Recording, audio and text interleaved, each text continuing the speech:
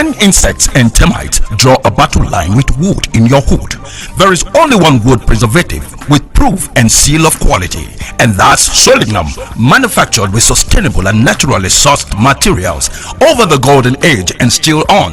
Solignum controls wood degradation challenges due to fungal rot, decay, sap stain, bugs, destroying insects, white ants, termites and reptiles. Trust me, Solignum destroys and kills them instantly. One easy application of Solignum in any weather penetrates and bond with wood forever. Identify with award-winning and most assuring wood preservatives for its efficacy and friendly environmental performance. With Solignum, complete satisfaction is guaranteed and you are most certain that the wood is safe and preserved. Solignum 5-star wood preservative is available nationwide. Solignum is approved by NAFDAC, endorsed by the Nigerian Institute of Building.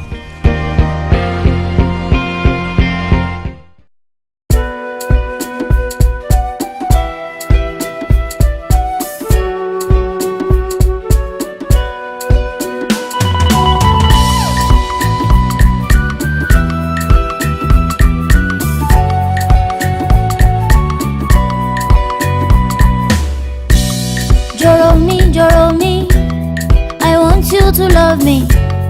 Joromi, baby. Joromi, Joro. Kilo de, why you know they call me? Kilo de, baby. Kilo de, Joro. I dey give you signal. Joromi, why you know they see me? Joromi, I give you green light to tire. Joromi, Joro. I'm a killer babu. May you know they fumble. I go shoot my shot, yo Joro. So Joro, baby, take my number. Take my number. You know you can call me later. Call me later. Me, I want to be your lover. Be your lover. Oh baby, call me later. Call me later. For la people, CBO. Talk to your friend, oh. Joromi, baby, oh. Joromi. And we are professionals.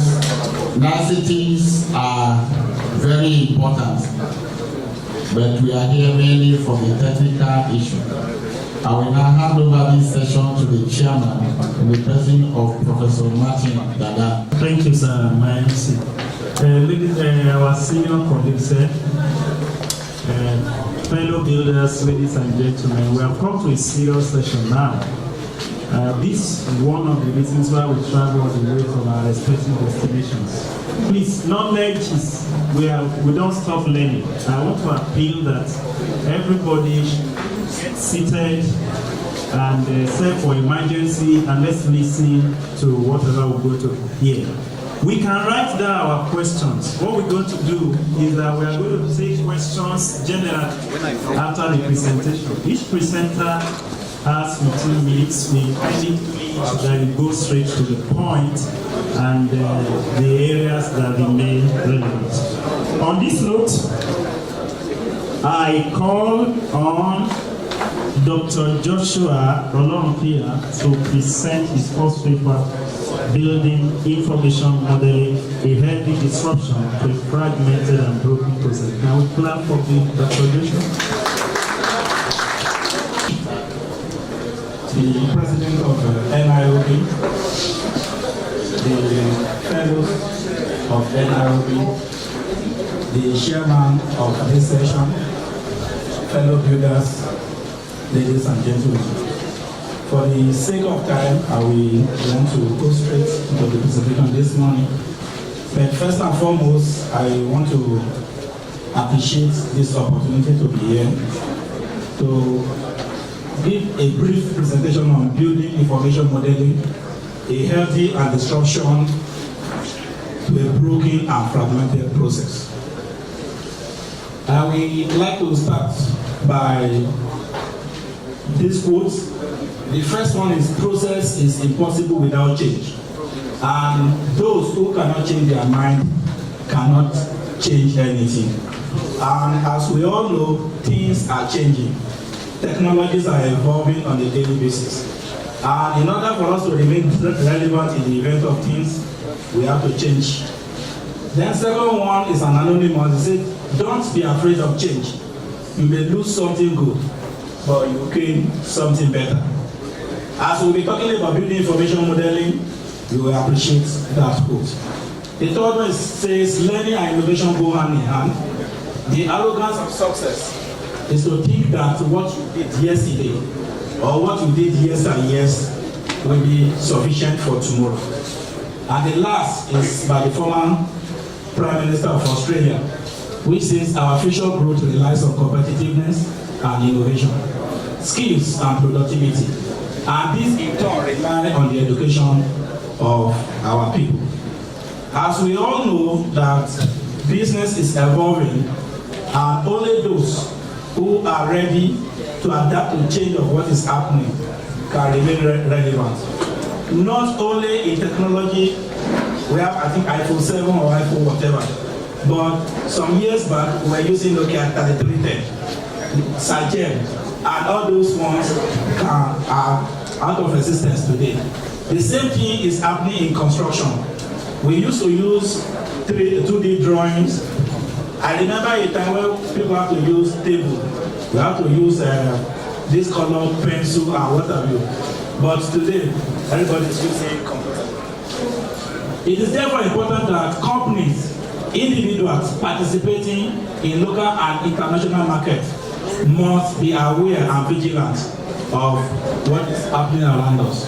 And why our survival as an individual, our survival as a professional, depends on being competent, being able to use the technology that is available in the markets today. Arguably, the most effective way to do this is by being in possession of the essential expertise and products that no other company can provide. Last week, there was a resolution by the Federal Executive Council in Abuja that every professional coming to practice in Nigeria must be registered with local professional bodies. For me, it's a good step in the right direction. But the question we have to ask and answer this morning, are we prepared to take on the challenge? Those guys are already using 21st century technology. Many of them will be looking for local partners, people to partner with. How many of us are ready to take on the challenge so that we can take Nigeria to the next level? And when we now talk of building information modeling, it goes beyond 3D. It is a digital representation of a facility even before the construction takes place. On computer, you'll be able to address all the challenges, all the hiccups, and all those things will have been addressed. According to New Zealand government procurement system, it said BIN is a digital representation of the physical and functional characteristics of a building. It serves as a shared knowledge resource for information about the building and forms a reliable basis for decisions throughout its life cycle. BIM is more than 3D. And BIM actually brings together all the parties, the contractor, which in our case, the builders, the design consultant, and everybody must come on a single platform where information are exchanged so that at the end of the day, we can deliver. And the essence of that is that it has been found out that there are a lot of wastages, there are a lot of delays and miscommunication. But through BIM platform, all those ones are completely eliminated. And when we talk of BIM, just like I mentioned earlier, did BIM just come out of the blue? The answer is no. It's as a result of research that were done in the past. The first one was done in 1994, which was probably titled the LATAM report, where ineffectiveness, adversarial relationship, fragmented approach, and incapability of delivering to clients were identified major challenges to construction. And through that, this report came out. Following this report, there was also another report that came up in 1998. Even though the two of them, which is Zaranda report, two of them were in synergy. And what did the report emphasize? Partnering, collaboration, and teamwork. So I've mentioned about that. Just go to the next slide for the sake of our time. And as we all know, we currently use 2D drawings. And when we look at those 2D drawings, there are a lot of information that are not clear. And most of the time we get to site, you see structural work or element clashing with electrical or services. And the structural man will tell you, Oga, you cannot touch my beam. And you as a service person, you are saying, without this thing passing through here, this thing will not work.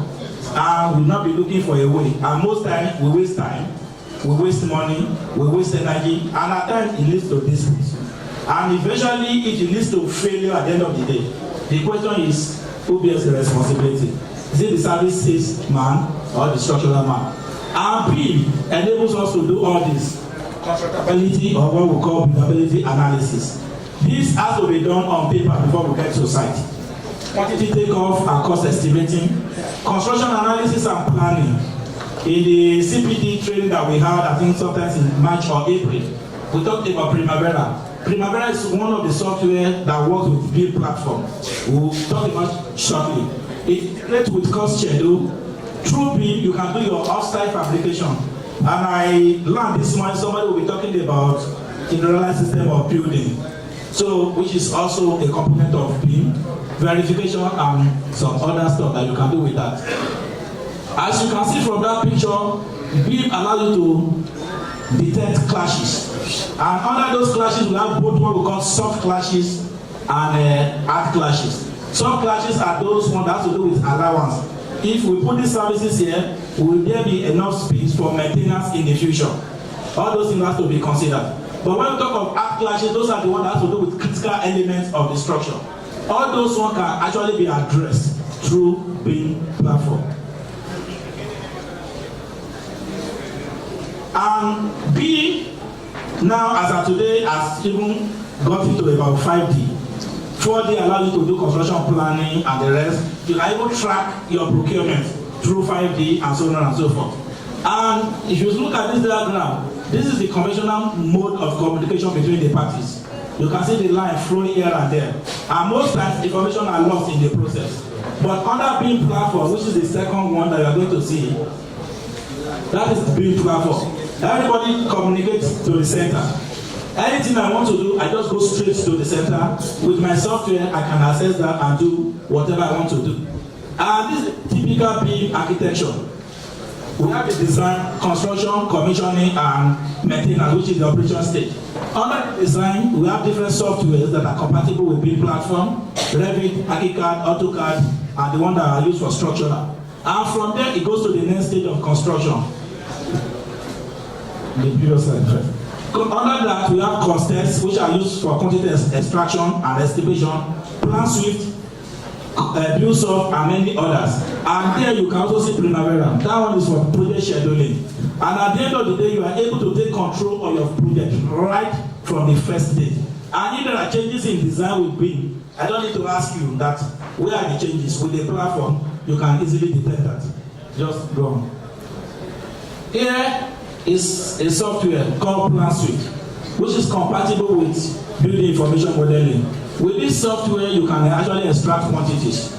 And may I submit to you this morning that when we talk about extraction of quantities or verification of quantities, it is not only for quantities of yours. Like where I work in the Middle East, the moment you are given the contract, they will tell you the bill of quantities and the drawings are the same. And it is expected of you to verify whether the quantity you have in the bill is actually in tandem with the drawing, and you are expected to submit your addendum bill if that is not the case. If you don't do that, if you submit your bill, you can't come back tomorrow and say there is a variation to the work. But you as a builder or as a contractor, you need some of these softwares. Once you get the drawing, you can quickly check whether the quantities are actually in tandem with what is provided for in the drawing. Go on to the next slide. When you look at this, that is our secretariat floor plan. With BIM or with the technology that are available today, I don't need to wait for drawings before I can give you what we need to do. I was in Port Harcourt some couples of weeks back, and the consultant architect came with some additional works with drawing. I just brought my iPhone, I snapped the picture, and I loaded it to my system right there, and I gave him the cost implication on that. Why it took his QS to come back to Abuja and came back to Port Harcourt the following month before he will provide the cost estimate for those additional works. That is what technology can do for us, and that is what BIM can do. Whether a drawing is reduced or whatever, it doesn't matter. you can easily work with it. Go to the next slide. That is the floor plan of our secretariat. And with that software, I was able to extract few quantities just to demonstrate to you. And just last week, just to mention quickly, I got a drawing from a client of the project that will be done on BOT for one of the universities. And a QS has been working on it for almost 6 months. And I told him, now you are looking for an investor. The first person the person will ask you is, what is the cost implication? I said, but I can give you this cost information within the next 1 week. But in 3 days, I gave him full bill of quantities with the electrical services, everything fully measured with the software. 3 days. Started Thursday afternoon. By Saturday, I was done. And when I called him on Sunday morning, I said, okay, this is the project cost estimate. He said, really? He said, you shocked? I said, no. There are technologies that can do that. And that is the next stage today. And with that, you can also link it with construction programming, which is in Primavera. And that is what you are seeing. When you link it with your cost, you link it with everything, and you are in full control of your project. The next one. All these things you are seeing are extraction from the NIOB secretariat, which I just used as a demo. And from there, previous slide, you can also use resource analysis. When you look at the previous one first. Yeah. When you look at this, you see the 2 items critical. But through resource reallocation, if you go to the next one, you see that one turning to green. And still within the same whatever. Those are the things you can do within the built environment. Next stage. So you can look at this after. Those are the comparison between the conventional and the traditional. Let's go. So here is the question that we need to ask ourselves this morning. There are 5 stages of technology adoption: pre-contemplation, contemplation, preparation, action, and maintenance. The question is, where are we on this stage? Are we still thinking? If you are still thinking, that shows we are leaving some years behind. BIM actually started more than 17 years ago. Now that we're just talking about BIM in Nigeria. Are we ready? If truly we are ready, it will go with some trainings, it will go with some cost expedition. Some of those software I must submit to you. Some, when you select, some of them are $1,000. Some are even about $3,000. Last week I got a cost for another one from Malaysia, which is about 3 million naira. If you want to practice with that. Then the question is, where are we? Are we really ready? You know, look at that lady that's trying to carry that. Today, many of us may be excited that we want to adopt BIM. You see that lady lifting it. Without taking it beyond that place, they are not going to give her a gold medal. So for us, are we truly ready? And if truly we are ready, we must be ready to spend the money so that we can get some of these packages. So that, and at the end of the day, we can get ourselves prepared for the next thing in Nigeria. Thank you.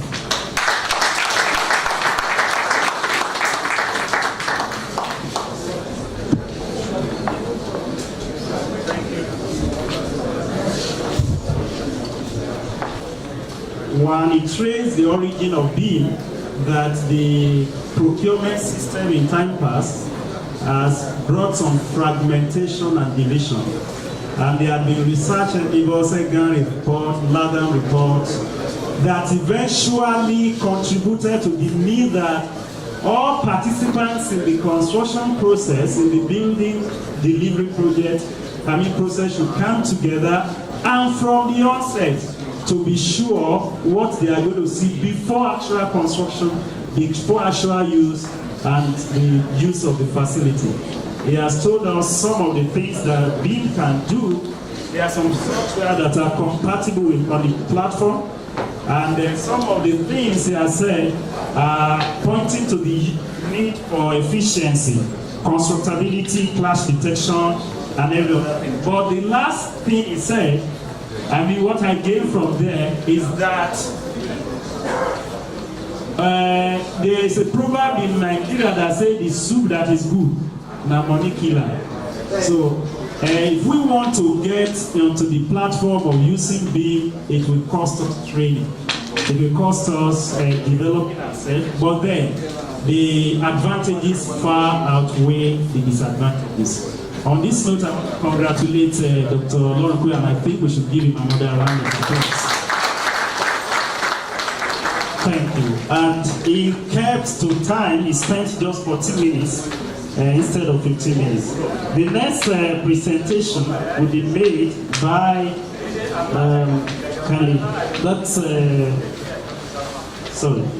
Implementing Building Information Modeling Solutions in a Developing Economy by Builder Fellow Christopher or Builder Jibril Musa.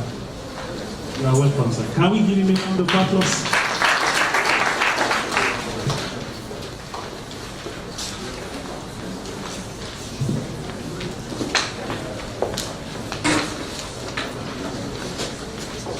Good morning, the chairman of the occasion, our fellows, and my colleagues. This morning, I'll be speaking on implementing building information modeling solution in the construction practice of a developing economy. It was developed by the Christopher and with Jibril Musa. I'll be the presenter for this paper. During this presentation, I'll attempt to do a story on how we implemented BIM in Port Harcourt, so that we can see the application of BIM in a developing economy. Next slide, please. Now, what is the nature of the construction industry? One is a major economic driver. If the government wants to put money into the economy, they award more contracts, they stimulate the industry through they stimulate the economy through the construction industry. But the problem we have, or the challenge we have with the industry now, is that professionals are working in silos. The architect is working on his own. The engineer is working on his own. In fact, you see some projects where the architect and the the architect and the engineer have not even interfaced, and they produce designs for projects. That has been the problem of the industry these days. So it's fragmented. I'm not going through that again. Now there is costly re-entry of information, and for now, we'll be looking at the definition of BIM. As someone who has been practicing this BIM for over a decade, for this study, I've attempted to give a definition of BIM. Now, I said building information modeling is a process. It's a continuous thing. It's not something you do. It's not a one-off stop. It's not something you do and leave. A process and practice that produces an intelligent model which works within a system that allows the ease of information supply and extraction from the model to be managed by the BIM manager. I've looked at several divisions of BIM. I've discovered that there is a lacuna on who manages this information, who maintains this integrated model. So I've decided to include that as part of our definition of BIM in this section. Please, next. Now, what is the anchor for BIM implementation? Like we all know, BIM is evolving. Now we have BIM up to 7D, sustainability, and people are talking about integrating cryptocurrencies, Bitcoin, into BIM. It's not something an organization can fulfill. So you have to look at the aspect of BIM based on the client needs that you can implement for a given project. Client A can tell you, I want visualization. Client B can tell you, get up to the physical properties of this model, while the next one can say, I want to look at the class condition. So as an organization, you have to look at the business need you are trying to fulfill while adopting this BIM process. Very important. So the second anchor is the BIM technological infrastructure. Like the last speaker rightly mentioned, it's cost effective, it's cost intensive. The cost of a software can be as much as 2.5 million, but how many of us can afford it?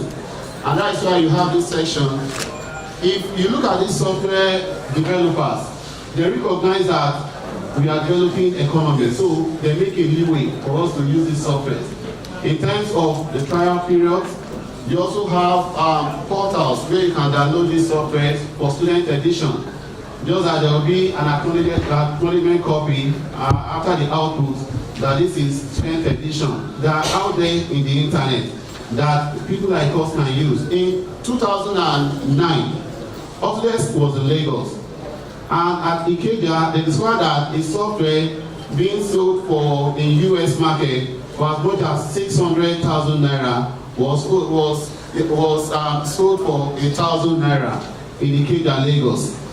So yes, 1,000 naira. They came down to Nigeria. 1,000 naira. They said, what can we do for these developing economies? They have to crash down the price of these software. So technology has to do with the cost of acquiring this software. Is really costly. Then the second one, or the third factor, would be the BIM team. Who manages this information? Who produces this information? Most organizations find it difficult, private organizations, they find it difficult sending out the staff for training. In fact, most times you have to sign a withholding agreement that after that training you have to work with them for like 2 years or more before you can leave that organization, at least so they can recoup their investment on you. So the cost of training people has been a problem. But in Nigeria, we are very lucky that as cheap as 50,000, you can train someone on Revit architecture, which is a BIM software. The next, please. Now, the next one would be a story. I'll just run through the story and on how we implemented BIM in Port Harcourt just last year. The project name, go back, please. The project name or project code is an unstable phonics. It's a 1.6 meter square project. In 2008, I worked with an Autodesk company. I moved from manufacturing division up to AEC. By AEC, I mean architecture, engineering, and construction. Now, as the only construction professional, I was the major person under that AEC. That was actually where I got developed and received the prestigious Autodesk Authorized Instructor ID 44784 that authorizes an instructor to train anywhere in the world. Now, why am I telling you this story? Because that was where we met this client. The client we did this project for is into oil servicing. He came to improve himself on the use of AutoCAD. When he came for AutoCAD, we introduced a higher software for him, Inventor Professional. With Inventor Professional, anything you can do in AutoCAD in 1 day. For example, you can do it in 10 minutes, including the 3D, in lighting. In fact, with this Inventor Professional, you can do your model and connect it to a CNC machine, computer numerical control machine, and it will roll it out for you that way. I was his direct instruction. Like I told you, I moved from manufacturing to AEC. And while there in manufacturing, I was the only one that could use this inventor, so I interfaced with him. Now, during that process, I introduced BIM to him. And he promised in 2009 that, please, whenever I'm building my house, he'll be the one to handle it because I want to implement this BIM. Last year, he called, please, I'm ready to develop my house. Can we start off this BIM? I want to feel what BIM is all about. I want to integrate this BIM into my software. So, what am I saying is, you discover that the first point, client inertia, was solved. Because we've met so many clients as part of business solution, we want to integrate this BIM. It feels it will waste his time or increase cost. But since the client needed it, it was easier for us to implement it. So the client inertia or the reservation of the client was settled. Now, the second one, he said he wanted to visualize it. He wanted to look at this model in and out. He's a designer, so he appreciates design. He wanted to look at this model in and out. He understood what collision is. That inventor professional could do collision. So he wanted to know how you could do collision under this BIM. He wanted to experiment all these things. And you know, in manufacturing industry, thank God they're even trying to adopt most of these strategies for manufacturing industry. Stuff like Sigma 6, lean construction, and so on. When you design anything, you're expected to produce it that way. So we wanted to know the physical properties of the materials that we use for that project, how they can be sourced locally. Those were the business needs. In terms of organizational framework for this project, we needed to achieve all those. Please, the next slide. Now, what we did, the next, please. Now, to take care of one of the major problems with BIM is the intellectual properties. Who handles the model, the generated model? An architect will get the drawing, doesn't want to release it to you. The 3D. You know, we moved from handcraft, where you draw with design, with board, to paper, 2D. We've now moved to 3D. And now we are in 3D, some of us call it cosmetic 3D, where they just show you the visualization. But all these properties have, all these building models, they have properties within them. You don't have access to those properties. They don't want to release those informations. That has been a problem with the industry. Now, what was our strategy? We are into BIM, no problem. We created the base model, and we finalized everything with the client. Once the client was okay with that, we sent it to Arc Consult, who is our consultant at all our projects. Arc Consult does the visualization. Now, for the engineering design, we have our Regulus Signiferi Limited that does all our engineering designs. Using that engineering design, we agreed. Since most of them were people we actually knew, we agreed all the software to be Autodesk based. Doctor, the last speaker has mentioned other softwares. You know, you have so many developers around the world. But for this project, we agreed that the basic platform would be Autodesk platform, because all the partners, the architects, the engineers, and even us, the contractors, we could use Autodesk software. Now, for the BIM technological infrastructure and team, we understood that these organizations, they have access to these software. They have very used Navisworks Manage to do the simulation, to bring these designs into play, then discovered the collisions on these designs. And while discovering the collision, we noticed that a plumbing pipe was interfering with a structural column, which we called the attention of the professionals, and we resolved everything in the system. Even the client appreciated all this.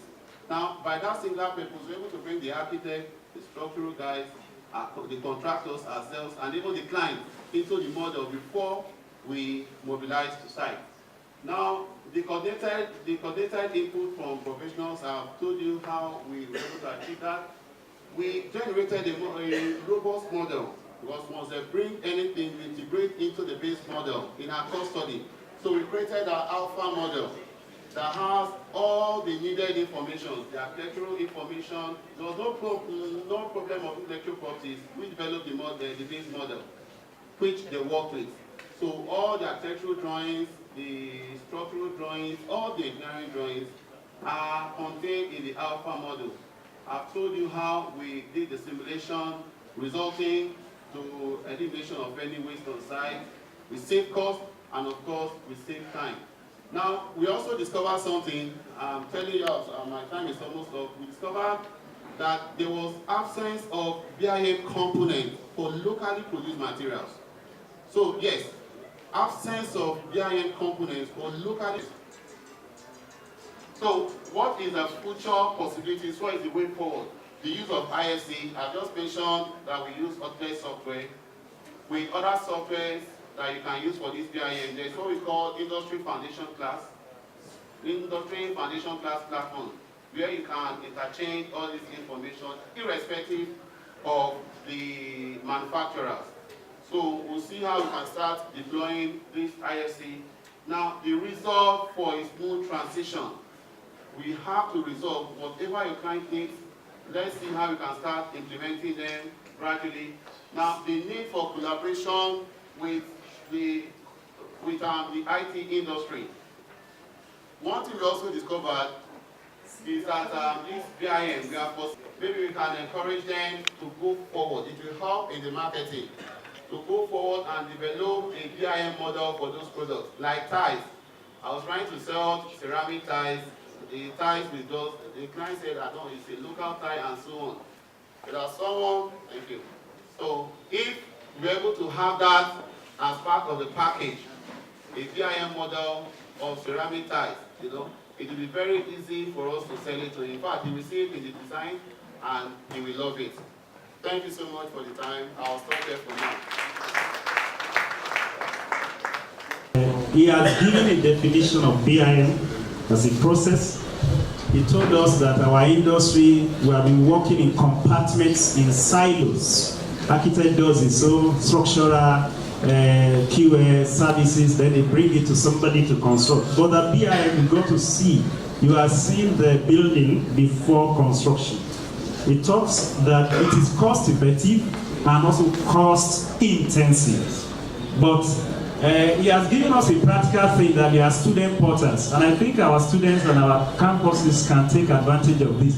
In advanced countries, when you have a software like this, you actually have to give student version, whether you're a publisher, you give it to that university because we are your immediate market. Then he gave example of where he has used BIM, and he spoke that there is absence of BIM component. Maybe, if you don't mind, this BIM is more than just for even design alone, but everybody has a part to play. I got information.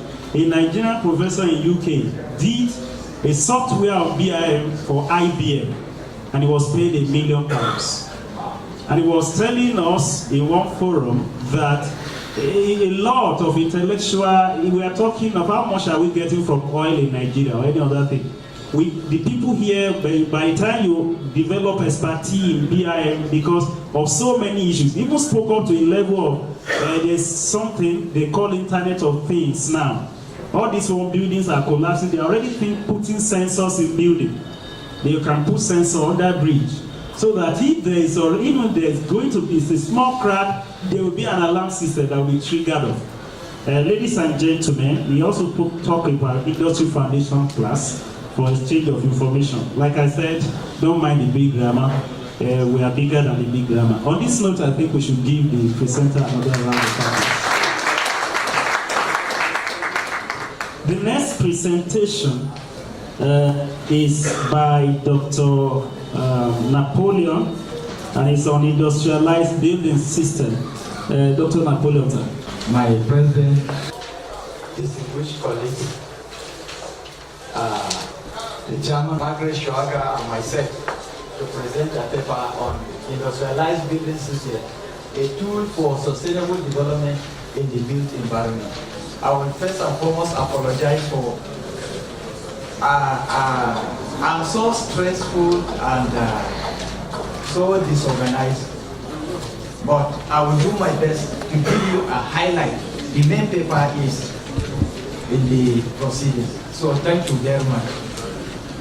So based on the increase in population in Nigeria by the Bureau of Statistics, and also the movement of people from rural areas to urban areas, we discovered that people are overcrowded and affordable accommodation, then there is need to meet up this demand. And in order to meet up this demand, there are a lot of innovations in the construction industry to ensure that affordable, sustainable housing is being provided to the community. So IBS, industrialized building system, is a form of prefabrication system, modularization, that is used in order to provide housing for in this innovative era of technology. There are industrialized buildings are frame constructions, steel constructions that are made in order to meet up with the emergence of the building in this present dispensation, that is globally the improvement in the construction industry.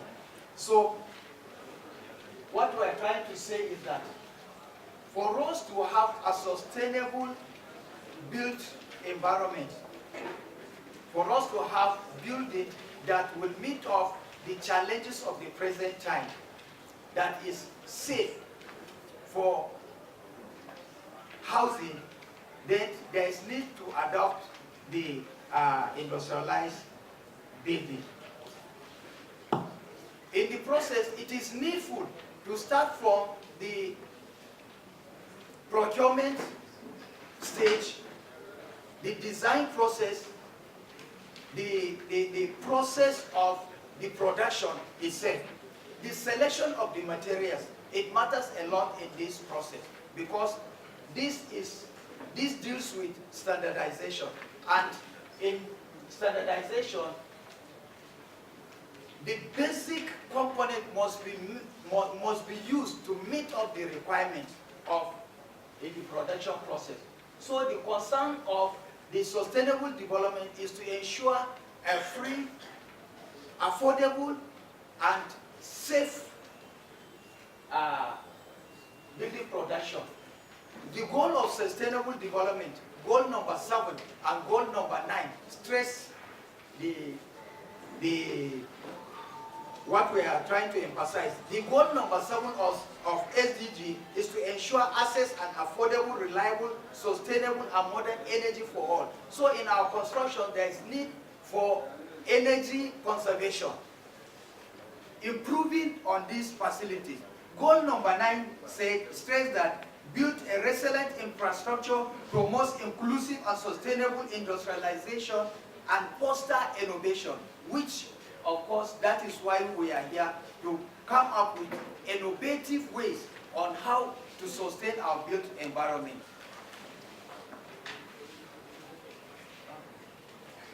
Yeah, so far. So the aim of, studies have expressed concern about the IBS improvement because there are a lot of deficiencies in the construction and housing. So there are literatures that foster advocates for affordable housing through the use of IBM. But the issue is that this advocacy has been made, it has not been felt. Why? Because people, the construction professionals, most of them are unaware of the IBS system. And so there it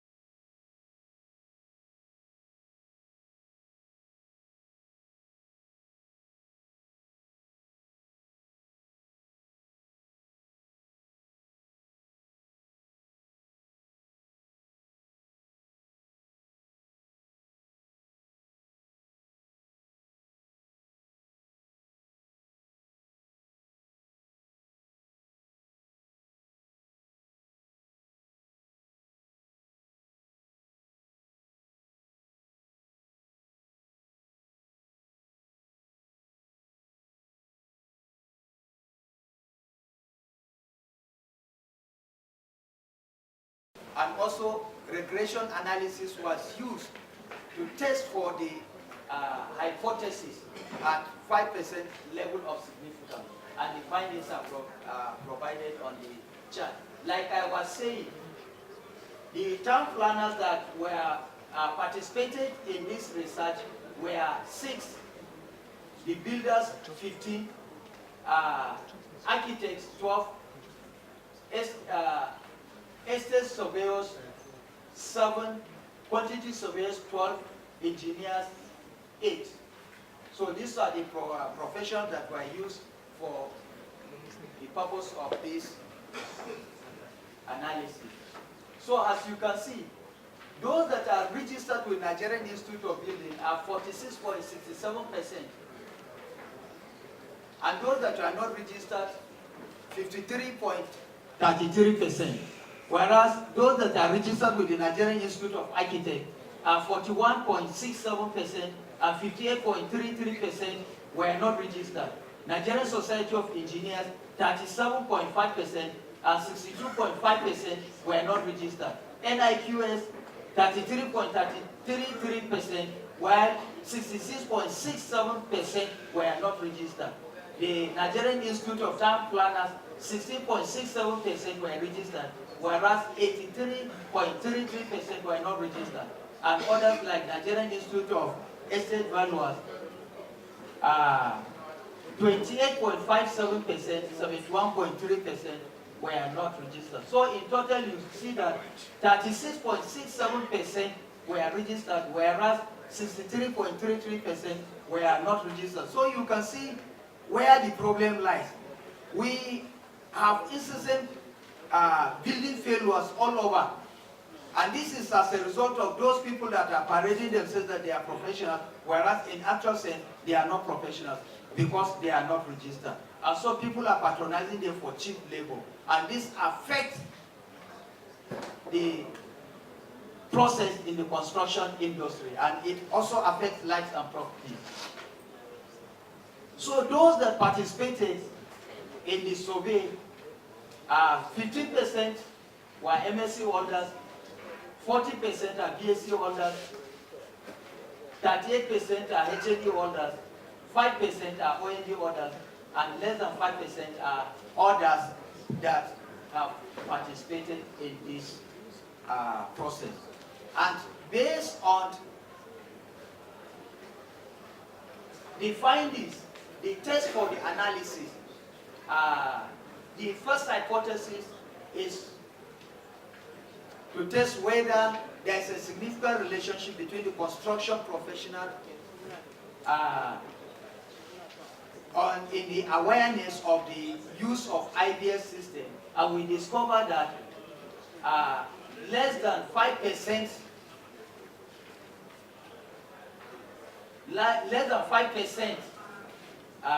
agreed that yes, it is possible. And so because the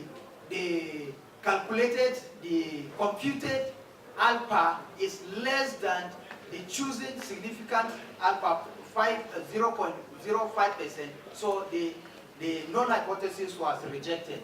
And the second one, it was also rejected because it is less than 0.5%. The third one on the awareness of the IBS contribution, we discovered that it is also less than 0.5%, and so it was also, the hypothesis was also rejected. Yes. So in conclusion, the IBS offers opportunity for sustainable development, and sustainability considered at all stages, or is considered at all stages of development. There is need for collaboration to achieve the sustainable development, because most of the profession are working independently. We need to collaborate. There is need for collaboration between the builders, the architects, the quantity surveyors, and other professions, because we need each other to complement one another. And other professions are parading and taking the position of other professions. That should be discouraged. We should work hand in hand in order to achieve this sustainable development. The IBS enhances sustainable innovation in the construction industry. Yes?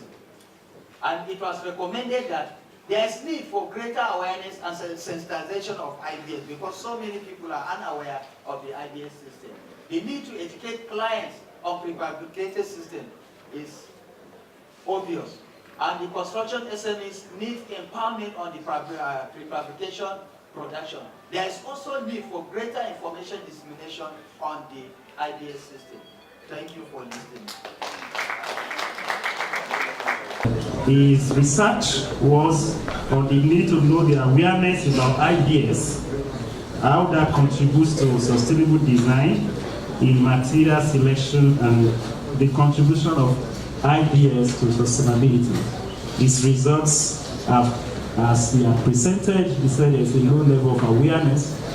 And the beautiful aspect is, don't mind about correlation or anything. The reality is that research leads to innovation. Whatever BI we are talking about today, some people were doing research on the industry some years ago, and they came up with solutions. Thank you very much, Mr. Presenter, and we give him the last round of applause.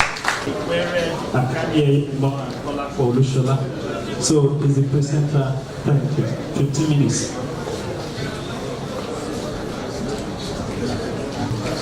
Please, I recognize the chairman of this morning session. Permit me to stand on existing protocols, please. I'm aware that we have been loaded with a lot of information already, so I wouldn't want to take more of your time. I'll try to get to the point as soon as possible. Please, let's listen to the introductions. By way of introduction, I would like to state some things which I believe some of us know already. Concrete, as we know, is one of the world's widely used material. If you look at all of the presentations that have been made before now, the BIM and the IBS, you realize that in all of these things, you still need concrete in them at the end of the day. Whether it's going to be precast, whether you're using link construction, concrete still has to be there. So this is important for us to know that concrete is a widely used material. And we are also aware that the effects concrete cause, or the effect of production of concrete, contributes significantly to the global warming. That's the CO2 emission associated with that. And every sector of the world today, manufacturing sector, everybody is being tasked to adopt sustainable practices in their process. And I believe we as builders, coupled with the amount of concrete we use up as in our processes, it is important for us to adopt sustainable practices as well. And one of the ways of doing that is to look at alternative measures of producing concrete, because as I said, mentioned earlier, we cannot do without concrete in our process. But we have to find ways of producing concrete that would mitigate its effect on the measures, take it as the optimum replacement level of bamboo leaf ash. Next slide, please. This is the result showing the water absorption. We realize that at the water absorption test, at 5%, the water absorption capacity of the concrete is very, very enhanced. That is to say that because of the pozzolanic reaction, the pores in the concrete were filled up, thereby making begins to, water absorption characteristics of this concrete begins to decrease, because the bamboo leaf ash has, or the pozzolanic reaction has used up the optimum replacement level, which is about 5%. So adding more percentage to it results in excess bamboo leaf ash that are not reacting anymore with the calcium hydroxide, which is what makes pozzolanic reaction actually happens. So next slide, please. And this should have been at the top there. This is just pictures showing you the different processes that the bamboo leaf ash have to go through so that it can be used. The drying in open air, the open air burning, thereafter calcining at the temperature of 800 degrees Celsius, then the sieve particle is there. So in conclusion, I would like to say that this concrete is a new, in line with our theme, which is to look at innovative ways of building. This is a new, or not really new, but this is an important material that we can adopt, at least for low-risk construction, such as bungalows, and also with the additional capacity it has in performance in aggressive areas, such as water-logged areas and areas prone to water, like maybe construction of the toilet walls and all those areas that are prone to water. Because of its very good water absorption characteristics, this concrete is recommended because it will likely perform above what a conventional concrete would perform. Thank you so much.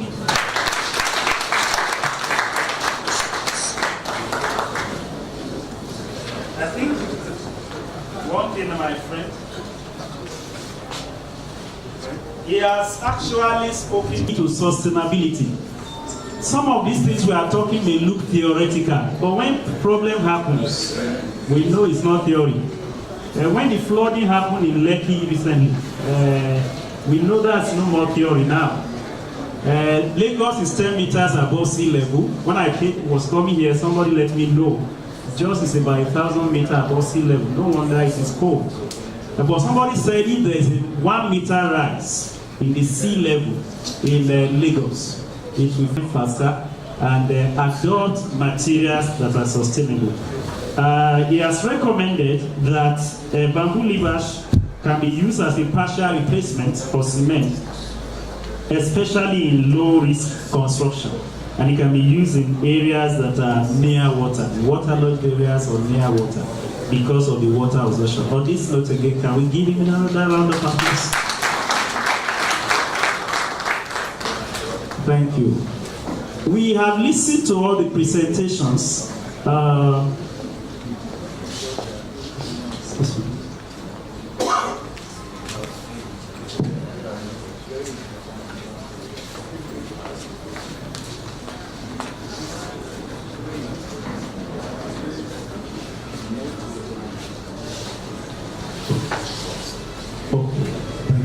Now this is time for question and answer. What I would kindly plead with us is that let's go straight to the point. If possible, you may even want to write your question down, that is if we are not able to exhaust, and we can talk to the presenters. Let's go straight to the point. When you are coming with, you raise up your hands, you will be properly recognized. Then you come forward, you ask your question and tell us who you are directing the question to. So can we see hands up?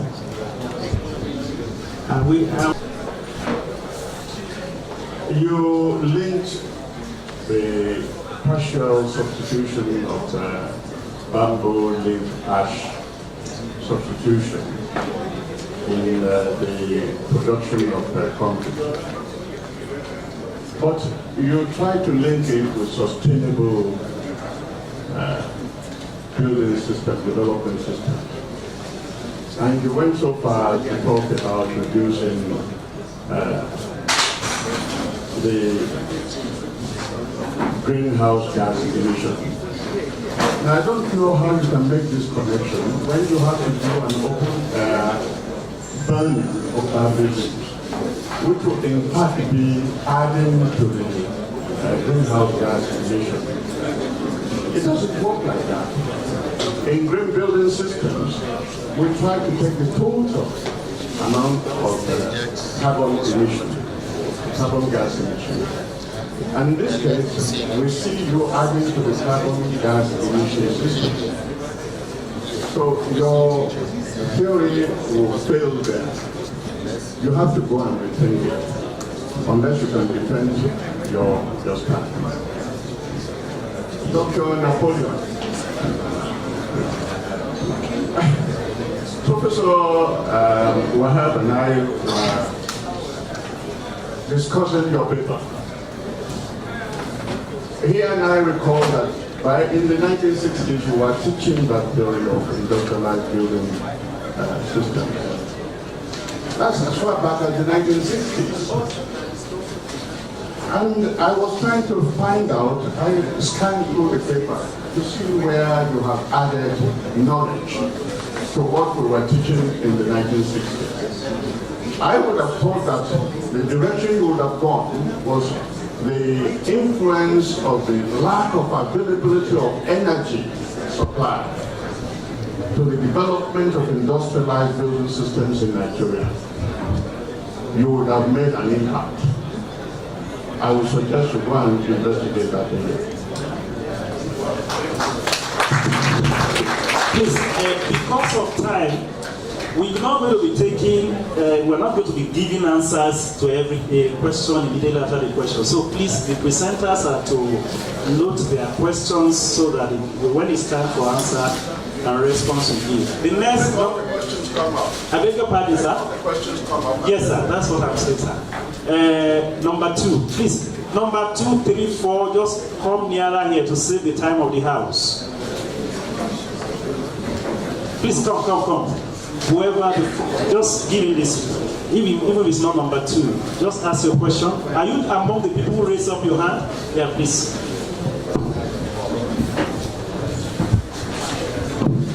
Sorry, sir. Face the audience. Yes, sir.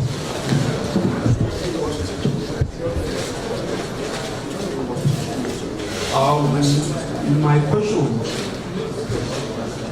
actually centered on the first and second presenter. And the key areas where I think the question is going to is how can we be able to resolve the issue of professional change in order to allow this thing for development? Because that is one of the major areas where there are problems, especially in the area of submissions, architects, builders, engineers, and other professions. Most especially in your diagrams, where you see the other professions interfacing with one another. How can we be able to resolve this issue of professional change? Because those are some of the major key problems that we're having in the development of this thing. Thank you. Question number 3. My name is Ida Gani Olaya, works on Second Planning Department University of Lagos. Good afternoon. Dr. Shohu Brian Abubakar is the name. My question goes to the third speaker. The introduction of IBS, I don't think it's that very new, but it's not commonly practiced in Nigeria as expected. But even in the developed nations that practice it, they are faced with one problem of what we call interchangeability of components. So I don't know if the speaker has taken note of that and how that problem is going to be addressed in Nigerian situation so that IBS can be in full practice in Nigeria. Thank you, sir. Thank you very much. That's a suggestion, but let's note that. Yes, good afternoon. Good afternoon, viewers. My name is Olasuko Moshikoro. I want to, my question is to the last speaker on the PLA. And I would want to say, despite the misgiving, which is one of the questions I asked before, of the addition to the depletion of the environment, I want to ask the presenter, how available is even this bamboo leaf in Nigeria? In as much as we are not practicing palming, as in industrial palming of bamboo in Nigeria, because it's still naturally growing. Unlike Ethiopia that actually invested in bamboo farming. Then what is the turnaround of your research? And this is one thing I looked at our researches in that we don't turn around our researches. Our researches remain researches from the last 5 years. How many of our research studies are translated into the market? I think we should move from just doing this paperwork.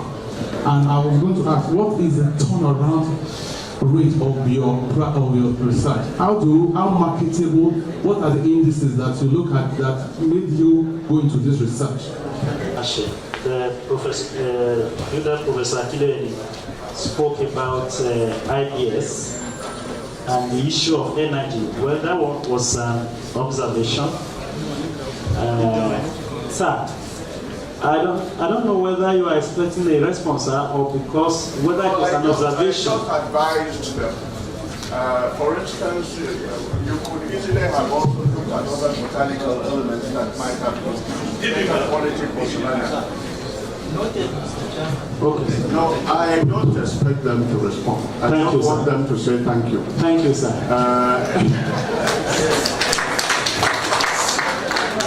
Now, I can go for that. I like what you are doing. My friend who asked the question last talked about the marketability of the product. That is not the stage at which we are. For instance, as far back as the 1950s, coal ash was used as fertilizer, and it succeeded. Now we're looking at botanical elements. Now, you have looked at bamboo leaf. Have you looked at some very common vines that you could also have used? And the comparison of the quality of Pozzolana that's produced between that and Bauchi. You are doing very well. You are establishing knowledge base. That's very good. Congratulations. Thank you, sir. I actually was being courteous so that I wanted to be sure I'm on the right footing by saying it was a suggestion. The partial substitution of bamboo leaf.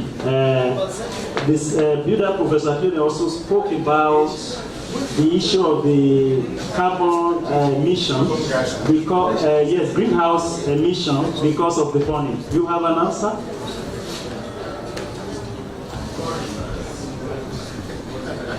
Thank you for the question and for the observations you have made. I will take it seriously.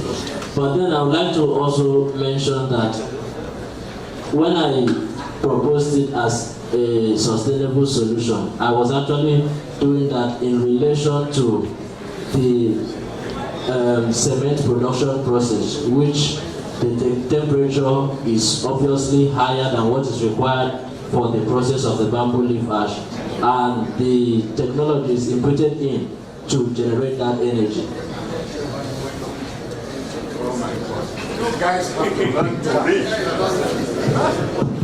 Do you know that you can package your emission from cement production emission without emitting it into the air? There's even containerized carbon footprint. You should really read wider than you are doing. Look, a few days ago, Professor Bala published a few books on our website, our WhatsApp platform. And I downloaded some of them. I asked him to send it to my email address. He said, Oga, are you still reading these things? I read it because there may be points that I have never had before. It doesn't matter how elementary they are. Some of them are mathematical processes, and I'm not sure if I have forgotten my linear, linear progression. But I have to keep myself informed. You have to go back to knowledge that's available. Which computer has already rendered, what they call it, screened off. But these are basic knowledge areas. And they are supposed to inform your development of new knowledge base. Okay? You can see my point. For instance, cement manufacturers in other countries other than Nigeria, they cannot emit into the air like they are doing in Nigeria. It's not permitted. They'll be prosecuted.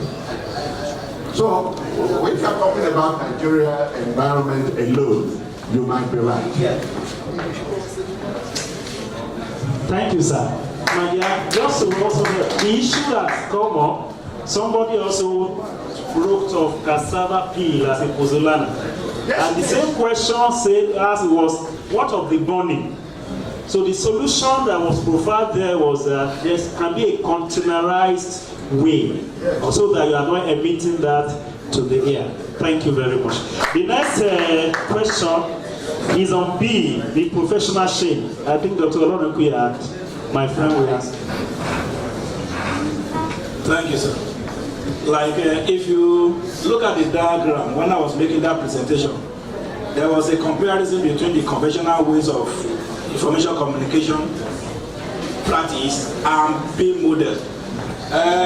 Actually, it was the slide that was displayed didn't show the latest one I gave them this morning. I actually gave one this morning that gave 4 case studies where beam were practicalized and used from A to Z. Number 1 is the London 2012 Olympic Stadium. That stadium was constructed using beam model, completed below budget and completed ahead of time. There was also an hospital project that has about 6 operating theaters on the ground floor that was also used, where beam was also used. Then there's also another cancer research center, which I also have as part of the slide, in New Zealand. For that one, they had 60 consultants from New Zealand and all over the world. And all of them will have to work together. And that project was delivered less than 1 year. It was through BIM information modeling, 60 consultants from different countries of the world. So that is one of the issue of coordination or management of the lake is not even a problem. Like I mentioned, if you have a platform dedicated to a project, I can be sitting in my house in Abuja and access that, work on it, display my information. I just log in. You can log in anywhere. And with BIM, this idea of saying we have site meeting, everybody will have to come to Abuja to a particular location. You don't even need that one anymore. You can sit in your location. We have communication. We have meeting by video conferencing, and every issue is tried and resolved right there because there is a central database. The issue of chain management has been taken care of in a BIM environment. Thank you. Bidabele, would you have any contribution in the speed of light?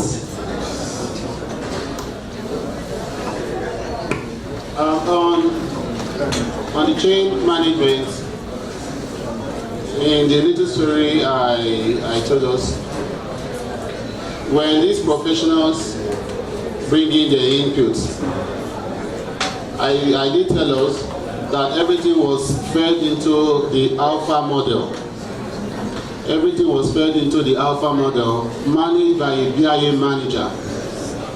And as part of the technological advancement, I've mentioned that talks are in progress to see how we can develop an artificial intelligence that will collect all these information from these various professionals into the alpha model. And for the alpha model is the other collisions of heuristic work that needs to be done on that model. The relevant professionals will be communicated appropriately. So with BIM, the issue of interaction, professional link, and so on is not a problem. It's solved. In fact, now we have a cloud PDF system where that saves time. Once you are done with your work, it sends it in form of PDF immediately to the professionals. And once they are okay, they turn it in. So all these things are very, very easy and taken care of. Thank you. Don't mind me. I have comments on most of the papers, simply comments, and some information also. But before I do that, I would want to, please, the House should excuse me, I always do this. I want to particularly recognize the presence of Professors Kindoeni and Wahab. And you'll agree with me that we must always recognize them. This is a technical session and they are always there. Many years ago when I was presenting a paper, I was as young as Christopher or Joshua.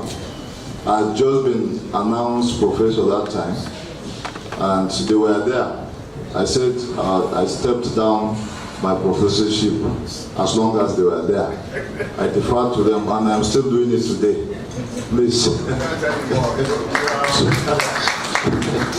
But you can see the contributions they have been making. Let me start from there because I was going to make that point anyway.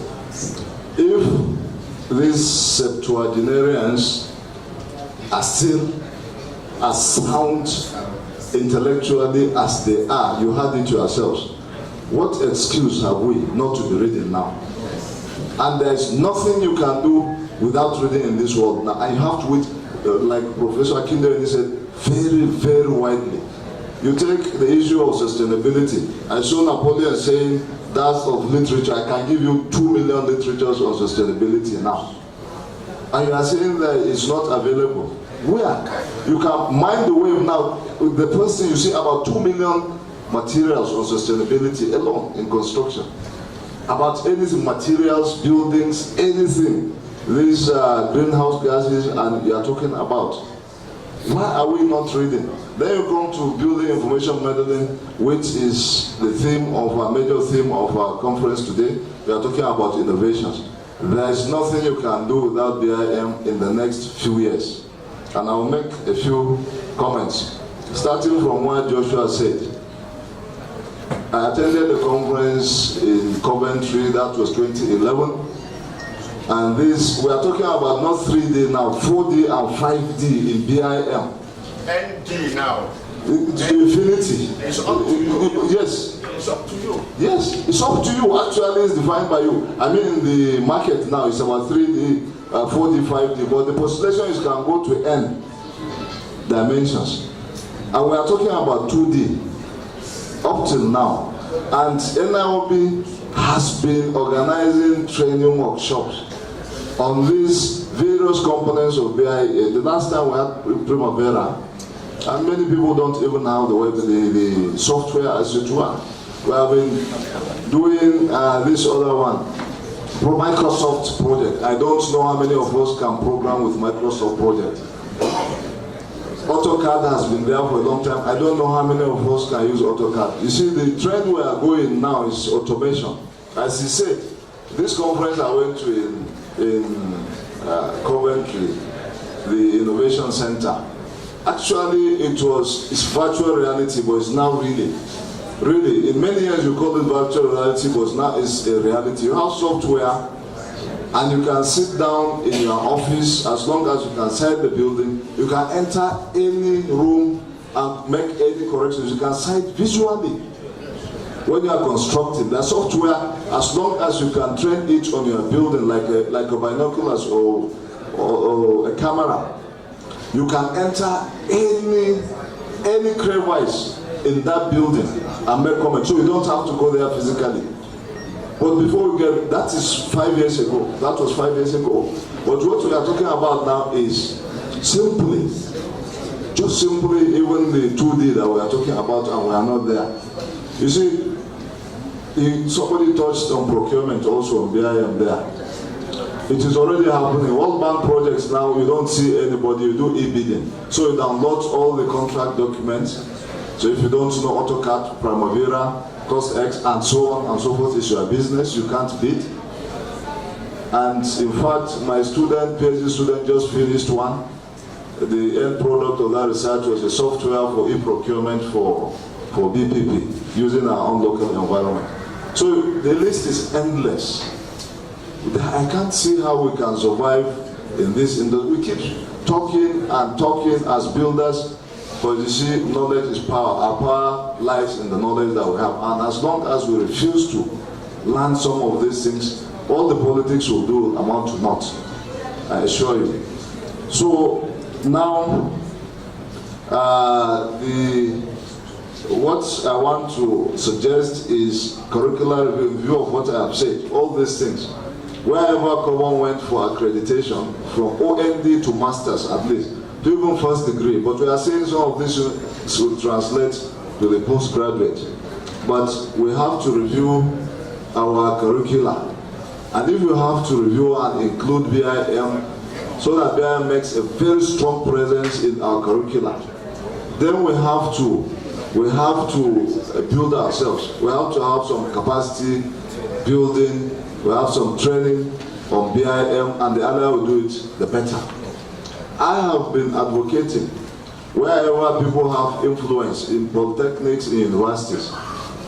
We have this window, TED fund training, and then conference attendance. We train, let people go and do a master's PhD in BIM related issues. That's one of the best ways we can train our own people. And now also, if you now incorporate some of these aspects in the curricula, we'll have a problem because we may not have people who train them. Because we have also, let me say sadly, we have also discovered that we have introduced a Microsoft project, the builders documents, and they are not being taught the way they should be taught. And that's why students come out and say they are not marketable. Of course they are not marketable because they don't have the tools that will make them marketable. We have not empowered them to be marketable. So that is one, I think, takeaway that we should have there. The issue of curricula. And then two takeaways. Empowerment, training. I think NIOB has to think about this one. And then ourselves, because you can train yourselves on some of this software, as Bellum Christopher said. Some of these things you can download, they are downloadable, and the software has become more and more user-friendly. Once you have the time, you have the education, you can learn some of these things. Now, the other need for collaboration with IT, I'm joining this. There is no way you can do BIM without IT training.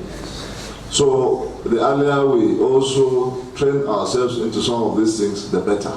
Some people will tell you they don't have computers. Not having computer is a problem, but you should solve that problem. That is not a solution to a problem.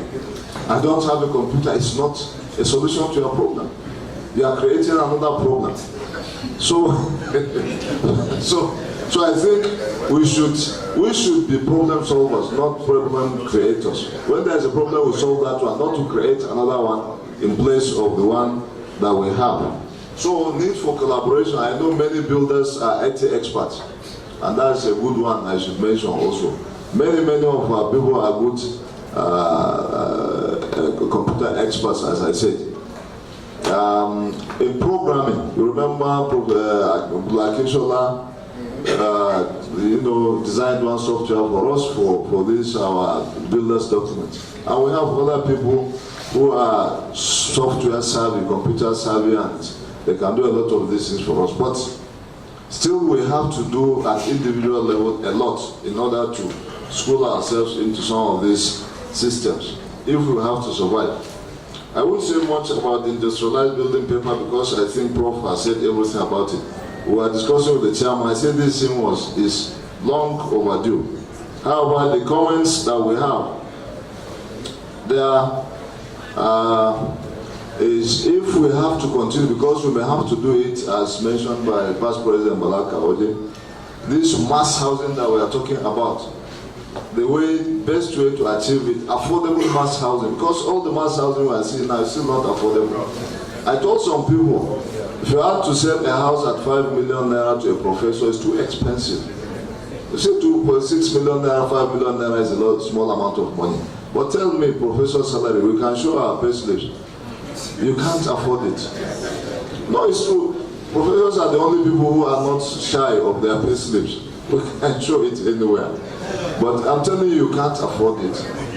So, and then you want to take a loan also, they won't give you. As you had at Yankari, the something, you know, he said 15, it's not 14%. By the time you finish it to approximate to about 30%, it's about 28-30%. Just check, because one charge or the other, administrative charge, X charge, this VAT, and by the time you are finishing 30%, who will take a loan at 30% for housing? Anywhere in the world is one digit, about maximum 6-7%, maximum. How can you take, and even now they are saying 14%, and it's not 14%, those who have tried will know. Then you are getting about 28-30%. Who can do that? So we have to do this real mass housing, affordable mass housing. One of the things to do, as mentioned by past President Balaka Oje, is because he is a practitioner in that respect. One of the things, this brick and mortar is still too expensive, too cumbersome. Yes, industrialized building, but what is our development in that? So research, such as the one done with this cement, but lightweight materials. I had opportunity to work with a company, it's a foreign company, and the panels they have, the cladding they have, they call it Virok. Very, very high strength, equivalent to almost concrete strength. And I think it was about 20 millimeters thickness, but water absorbent and very, very strong. So I think we are in a position with the capacity that we have to undertake research, towards achieving lightweight materials. Modularization, it has been mentioned, I think that's one of the problems we have, and the fabrication. Now, I think lastly, in that paper, what I would want to say, I didn't want to make any comments, but I was asked this because for research, for reasons of research methodology, the engineers who are missing, Napoleon, the engineers who are missing, in the survey, and I think your survey instrument, you had a biased sample. Because I would have loved to see the sampling procedure and sampling methodology there. Because if I see that one with my little knowledge of research, I know there was bias in the sampling methodology. Builders have the highest, of course, but if you take the average number of registered professionals, it's almost equivalent for 3 of them, engineers very high, architects higher. So, but for you to have builders as the highest, I think there was a problem with the sampling procedure. Thank you very much. Thank you very much, sir. Gentlemen, our elders, ladies and gentlemen, please, we want to quickly round up this section. How available is the bamboo leaf? That's a question somebody asks, like a suggestion. But he asks another question: how do we turn around our research? So the person asks, how do we turn around our research? Research.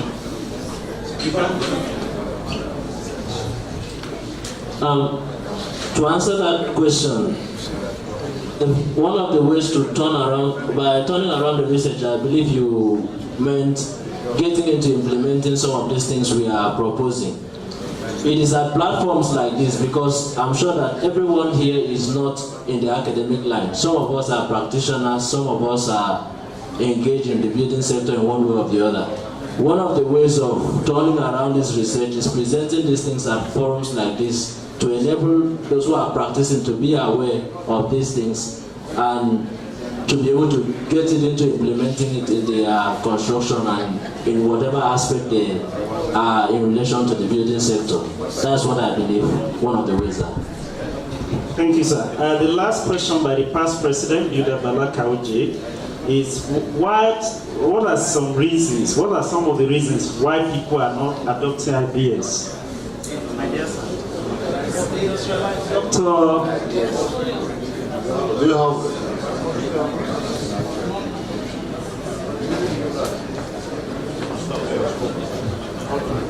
Thank you very much, my elders. I think the major issue there, the major reason is that there is lack of awareness. Now, and though it has been practiced for long, but yet its adoption is not attained because people are not willing to read as the elders have spoken. That is one. Secondly, we said there is need for sensitization and awareness, and this is one of the ways that people will be aware of what is happening and can also participate in order to salvage the situation. I think this is just what I can add. Thank you, sir. We are grateful. Thank you, sir. Quickly, I just make comment on the turnaround of research. If care is not taken, people come for this kind of conference and say, which grammar are they talking? But somebody said there's nothing as practical as theory. Whatever good thing we have today, somebody started thinking about it. I'm giving information now. A Nigerian has developed BIM waste. The BIM that is done, the platform does not allow for waste. But in UK, where how the waste you generate on your site, you are going to bill for them. You are going to tell them to remove a ton of waste from your site is going to cost money. A Nigerian based in UK too, he did it as his PhD and he did the IBM waste. Revit Architecture wanted to buy it from him, he refused because he's a contractor that commissioned him to do that. So the contractor wanted to use it as an edge. Maybe after he has used it for 3 years or anything, then he can give it to Revit Architecture. But so what we are saying in essence is, please, this section is very relevant to us. All of us who are builders, whether you are the academics or not, there is a lot of, it's a cash cow. The BIM is a cash cow, it's intellectual property, and you can do a lot, and we can localize it in our environment. Thank you. Dr. Lauren Kia has a comment. Just a quick comment on the IBS. Like, why are we not utilizing it in Nigeria? I think one of the fundamental factors which I have found out is as a result of our capacity. because BIM has to do with prefabrication. Most of those elements will have to be fabricated off-site, and they just do the assembly on site. I was just sharing with Prof. I was in New Zealand in September, this last September. There's this 39-story building for Pride Waterhouse, their new headquarters in New Zealand, with a shopping complex. As of September, they just started doing the piling work, just drilling. And that place will be commissioned by next year, 39 floors. You see, all the elements are fabricated outside, just they brought them to site and they do the assembly. There's also a student hostel for one of the university that just started that same September. And it has to be commissioned ready for the new intake to move in. Because at the end of the day, if it is multi-story buildings, we need some of those equipment to actually do the assembly. Here, we don't have. And many of us, most of the indigenous construction firms that we have, how many have invested in purchase of equipment and all those things that can do that?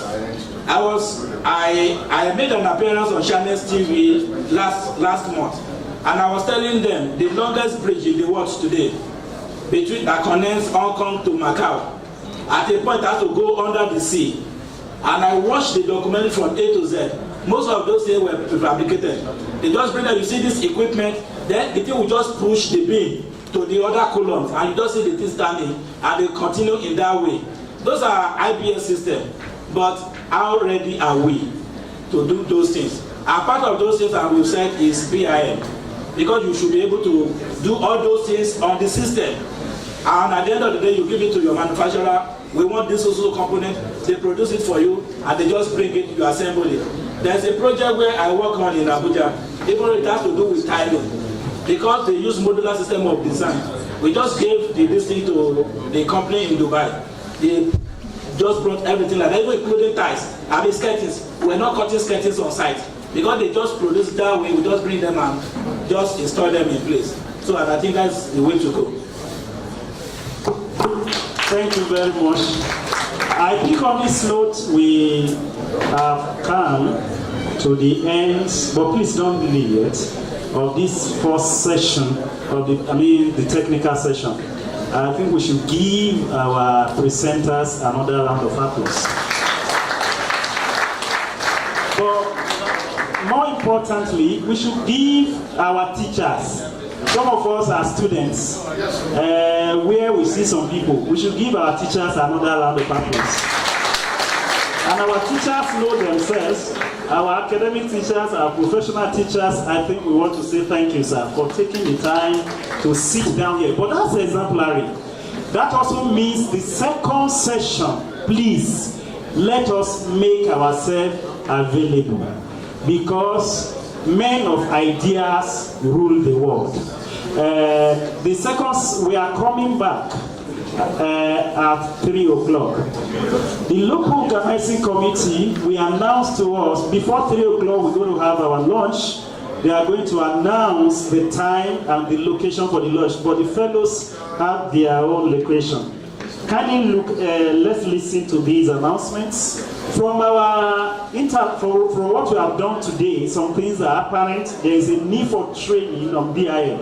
I think, is that a takeaway from this session? We must train ourselves, and whether personally or whichever one is organized by the body, let's avail ourselves of the opportunity. Number 2. Sorry, sir. Sorry, please. Yes, those chairs are horrible. Sorry, please. Sorry. Sorry, sir.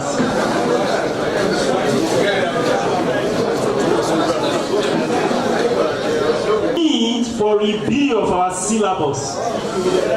Many issue on Java and C++. Then, if you have not got the conference proceedings and you have your receipt, at the end of this session, you can go to the stand and present your receipt to get a copy of the proceedings.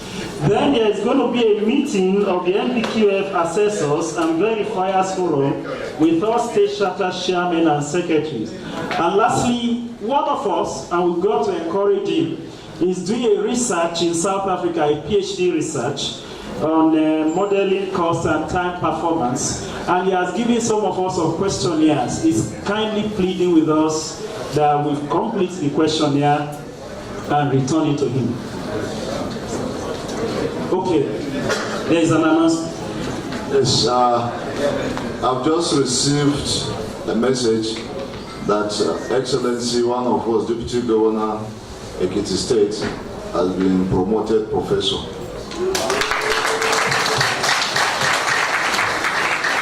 Thank you very much, sir. That's good news.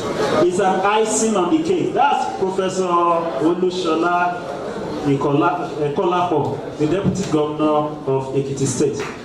I think the reality is all of us will be professing where we are. Those of us in the academics will profess. Those of us in practice will profess. And the area to profess is by coming here. I think is quite a good development. Ladies and my elders in the profession, ladies and gentlemen, we now bring this session to a close. On this note, we thank you very much. We will just start the presentations in the order in which they were mentioned. And I think in view of the fact that we have lost some time, we'll take about 10 minutes for the presentations so that I can save time. I think that's very, very adequate. And I think we can start with the first paper to be presented by Bella Professor Martin Dada. Analysis of the utilization of building information modeling for building projects.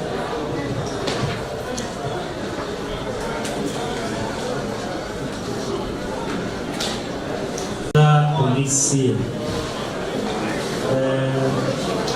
As we are seeing on the PowerPoint presentation, the title is Analysis of the Utilization of Building Information Modeling for Building Projects. We have had it in the beginning. But one thing with the industry, the construction industry, is there is what we call structural fragmentation, then there is what we call information fragmentation. Structurally, before, an architect will design, pass it to the structural engineer, then to the services engineer, then to the QS, then they will call for a tender, contractor will be appointed. That approach is an approach where we call serial approach. Somebody will do something before another person does it. The person who knows about construction is not getting involved at all. And they are just like Dr. Joshua said the other time, many reports in UK, in some countries, have seen that that's the problem of the industry.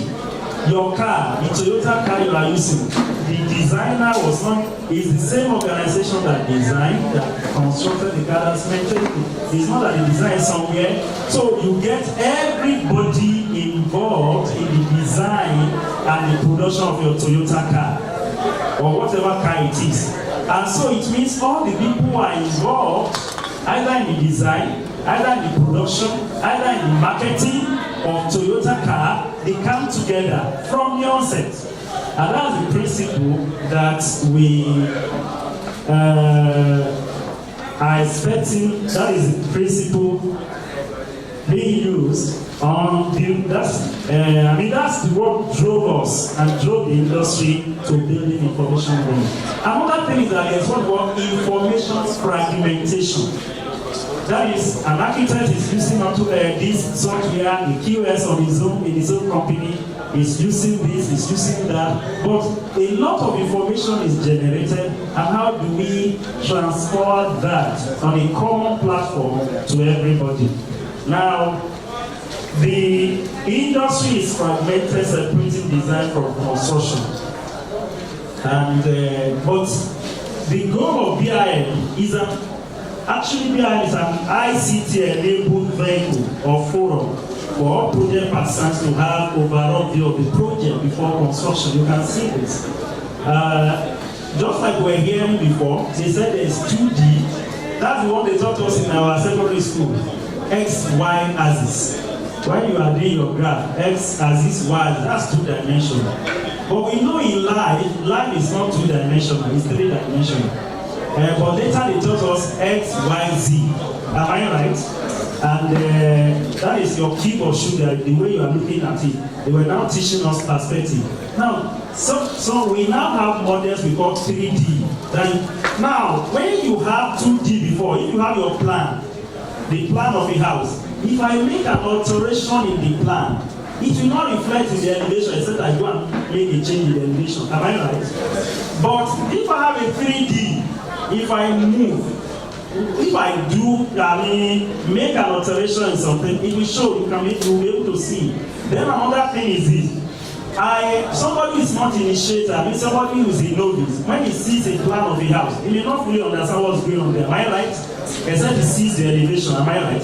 But when he sees a 3D, I don't have to be a builder to know when you see a building in perspective. Am I right? You will know this is window and everything. That's the principle of 3D. You can see there the meaning of beam, the management method. Go on.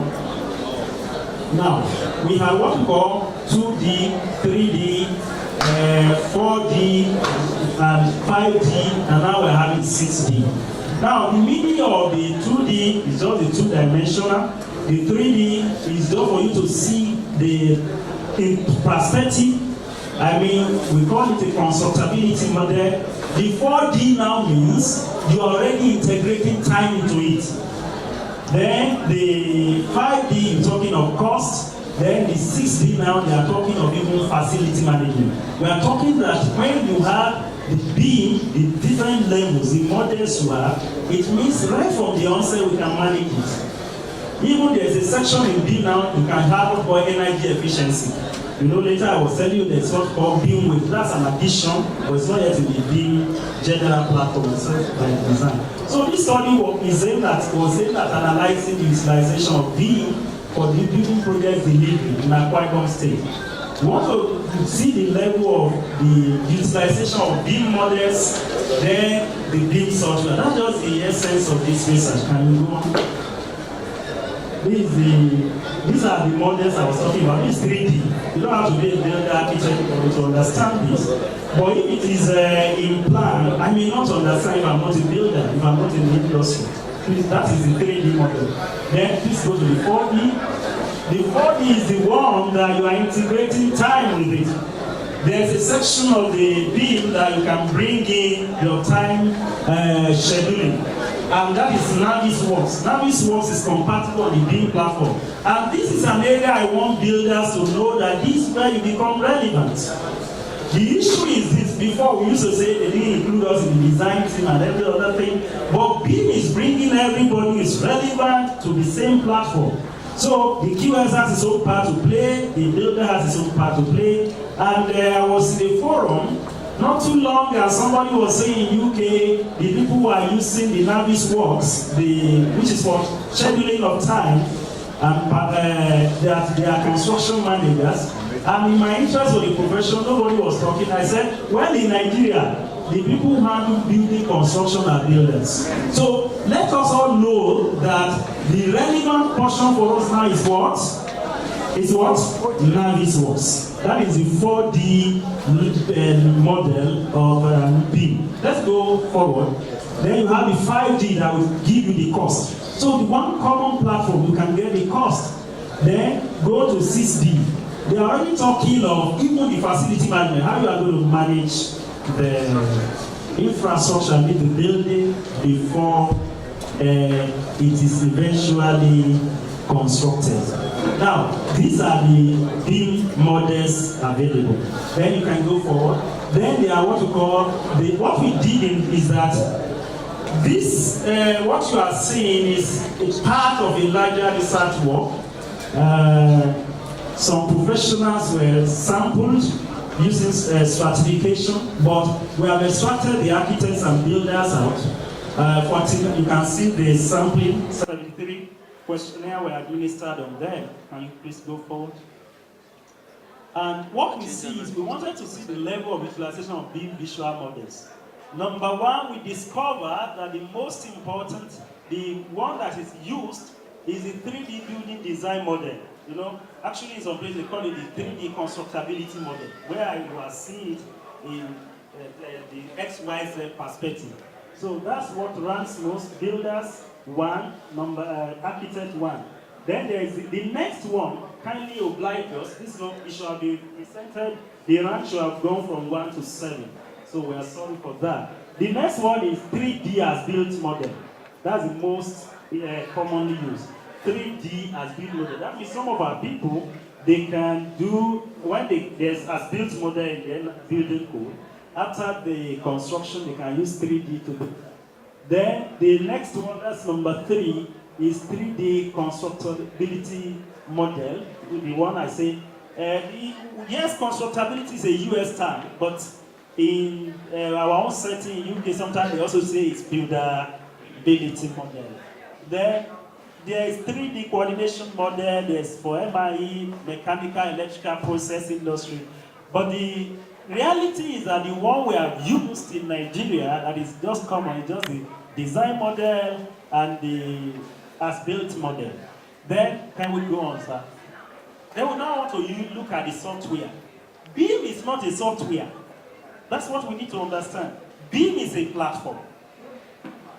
You hear my friend talking about industry foundation class that time. What they are trying to do now in UK, when they are talking of IFC, is that they want a platform that all those software can have. Is like a common language that anybody can have it. But here we have AutoCAD. AutoCAD is the most commonly used. Then there's what we call Revit architecture. Many of us have been hearing of Revit, am I right? That doesn't mean the penetration is high. But it's just that in the city of the blind, the one-eye person is the king. So we are not saying in Akwa Ibom is so, but as far as whether they even use it at all, the one there is a 3D model. Then the next one is AutoCAD and Revit architecture are the two most commonly used BIM software packages. We're talking of packages that are compliant with the BIM platform. You know, they were talking to us about Revit and Primavera, Microsoft project. You can import whatever you do in Primavera in the construction planning. You can involve what you do in Microsoft project. You can import it to the BIM platform. And so it means every one of us in the industry, architect, construction, builder, engineers, we have a stake and we all have a clear control of the picture of what is going on. Ladies and gentlemen, this is my submission. Thank you very much.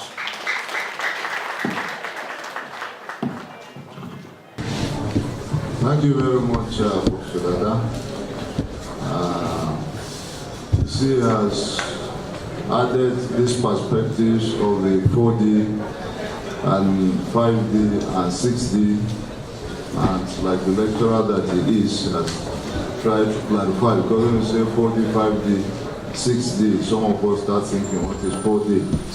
Or the 3D, we know the 3D perspectives, we are seeing the picture as it is. But when you say 4D, 5D, even N now, or to infinity, you can continue defining the way you want, what you want to define. So I think I simplified that for us, thank you very much. And then he has stressed this issue of low level of utilization. Maybe we can raise those issues during the question and answer session. Thank you once more. So question, and the second paper, strategies for evolving buildings with tourism values for sustainable development in Nigeria. Yes. Distinguished builders, I want to especially welcome you to this presentation, and particularly to this conference, tagged Yankari 2017. My name is Builder Anthony Okoguna, and I'm here to present a paper born from the sub-team. I try to look at production of different buildings for different social functions. And this paper is titled Evolving Buildings with Tourism Enhancement Values for Sustainable Development in Nigeria. This paper is authored by myself and my friend, Dr. Odeshola. brothers and sisters, when we look at tourism, we'll be able to know that it's opportunity for rest, opportunity for enjoyment, opportunity to take time to satisfy yourself and your family. And of course, we know that building plays significant role in tourism. Different types of buildings exist and different social functions. Of course, when you look at what is happening, you know, especially from the keynote address presented yesterday, you know that builders play a lot of role in tourism development because we are not birds. We need buildings, functional buildings, to carry out activities, to rest wherever we go. And you can see different types of buildings. Building is not just going build whatever you like if it comes to issue of tourism. There are buildings that must blend with the environment. And so, building for tourism requires certain things. Building for tourism requires certain things because, of course, we know buildings are physical infrastructures that provide safe accommodation for us and our activities. And as a result, the design process must take into consideration a lot of things. Now, what are involved in building for tourism? Sustainable buildings are actually involved, and this will promote sustainable tourism development. It requires effective resources management for sustainability because you cannot talk of sustainability without effective management of resources. It improves the quality of life of host communities because when you talk about tourism, two sets of people are involved, the host communities and the visitors. So you cannot do something without taking these two components of tourism into consideration. Of course, this will provide quality experience for visitors and as well maintain quality of the environment, especially as you are talking of sustainability. You cannot talk of sustainability without talking of the quality of the environment, what is left behind for tomorrow or for future generation. And every building, as we know, for those who did architecture, you have known that designs are built on these 3 F's. The firmness of the building, the functionality of the building, and the beauty, that is the aesthetics, which is the fascination. But are these things actually achieved? Are they achieved? A lot of problems exist. I know for those of us that attended yesterday opening ceremony, I was just imagining whether that type of building, although it's a hall that is supposed to provide certain services, certain functions, but those of us that went there, are we going to say we actually enjoyed what we saw? Thank God for the fact that we didn't have enough boxes for all of us to be there. Thank God that a lot of us were actually distracted by the unarmed armed robbers in the baboons that were attacking us. Otherwise, if we were all to be in that hall, we would know whether it has performed its function or not. Because I know even my fellows that were seated, they were squeezed in one corner, and even the chairman of the fellow did not have space to sit with them. And you discover that we just went there. Some of us didn't know what was done because few were standing without the comfort, while others were outside looking for something else to do because the space of what was provided as building was not enough. So these problems exist.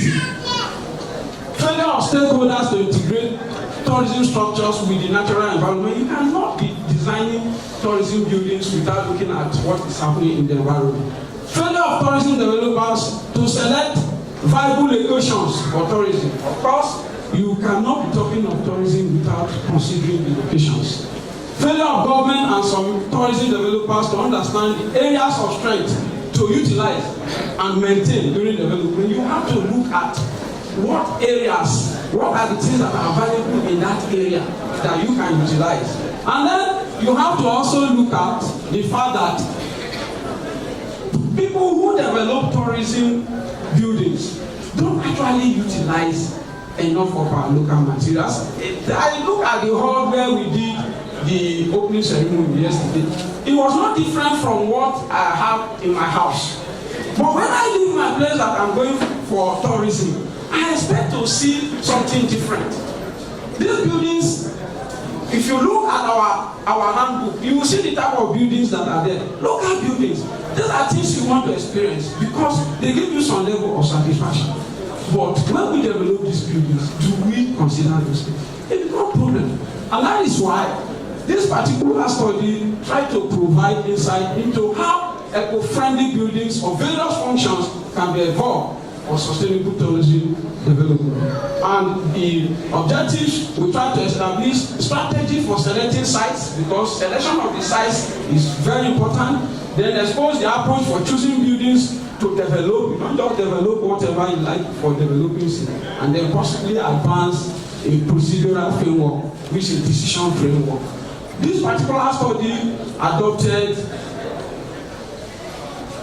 the study group approach, pulling people together who are knowledgeable in the area and based on information available in literature to be able to decide what is better. Not all the time that we will send our questionnaire, and those who have gone into study group discussion, you know that a group of 6 between 5, 7, 8, 6, 5, 7, 8 is important and is good, which was adopted, and 2 sessions of the study group was conducted. And this is because we wanted to provide solutions on how to push or move the tourism industry forward through our own function of providing buildings for tourism. And when we look at it, the study group discussion involved strategies and criteria for selecting the sites and destinations. It's not just go and begin to put tourism buildings anywhere. There are a lot of things. As we are talking of sustainability, you see that you have to look at these 14 criteria, although some other criteria may be added because of the peculiarity of certain places. But in general, this may suffice for those who may not have anything to add, ranging from the attractiveness of the nature of the natural and anthropogenic resources, attractiveness or the viewable features of the site. These are all listed. Now, what can we do in the process of selecting sites? This particular method is the evaluation matrix method. What you do is, having identified the yellow column is the common criteria.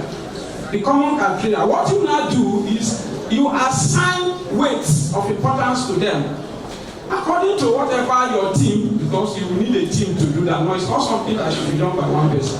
When you assign the weights, ranging from maybe, depending on what you like, from the highest, that the one that is most important and least important. In this example, we have assigned 5 to most important and 1 to the least important. That is the important, general importance.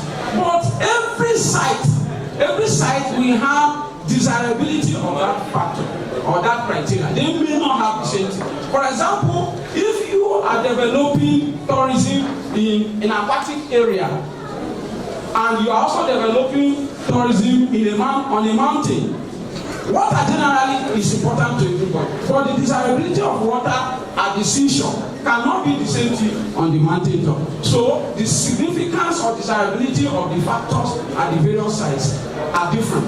And those are the ones on the blue. And so it is the product of the general weight and the desirability of each of the factors or criteria that gives you what you have on the white. So specifically, the blues that you are seeing represent different sites, because you may sample different sites that you want to have for tourism. And when you have site 1, site 2, site 3, site 4, you may have assessed the general importance of the criteria and the desirability of that criteria at that site, and the product gives you what you have at the white column. And you can do that for the different sites. And when you do that, you arrive at the total weight. And that total weight will now determine your choice for that site. And similar thing is also done when you are selecting the buildings. Next slide. Similar thing is also done when you are selecting the buildings. Here 16 criteria were developed for selecting different type of building based on also the functionality, the delight, the local employment generation. Because when you are building for tourism, a lot of things are involved. You have to consider, like, the people, the locality, what they benefit from that particular thing you are developing. So you look at the local employment generation, management of risk related, up to the last, and based on that you also assign general weight and another weight for the desirability of those particular criteria, and you multiply to also have what you have at the white column to give you a total weight that will enhance you to choose whether it is a hall that is important. Because sometimes you just build because you are thinking of visitors. How do the local inhabitants benefit from what you are building? Sometimes you cite, I just saw the distance we traveled yesterday, about 1.5 hours to go and come back, and that's where a lot of us could not go there. Even though they were looking at certain things, inciting them, but you don't throw out the benefit that the society, the local inhabitants, your host, will benefit. So that at the time, if it's a hall, and the hall can be used for such conference like this, when the conference is finished at the peak of the tourism visitation, can the local community use them for small weddings, for little things, based on the fact that they are supposed to benefit from the environment? Is it a hall you want to build? Is it a market? Whatever type of building, look at the functions and look at how the local environment will benefit. And that's why those criteria are done. So, based on the first and the second objectives, a framework was developed, and the framework started by looking at the fact that for a good building, tourism building to be developed, you must have to start by setting up appropriate project team. And the project team will be able to analyze and rank all those things that I have said based on design consideration, based on construction consideration, and the post-construction consideration is actually taken care of during the design and construction, and at that time you'll be able to look at some of those things listed that should be ensured during the maintenance of the building. Now, in conclusion, we discover that tourism development cannot thrive without provision of infrastructure, especially building. Building of different social functions are very key product for sustainable tourism.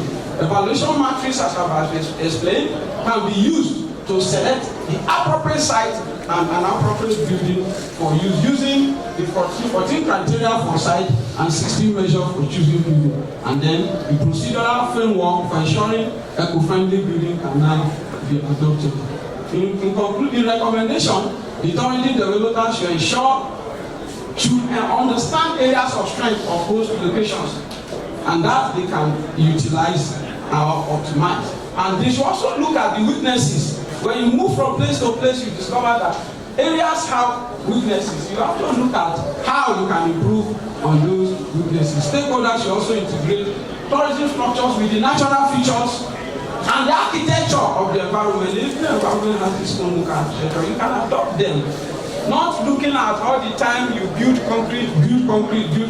There are a lot of materials you can use from the environment to build buildings which people can come and be happy to bring their children back.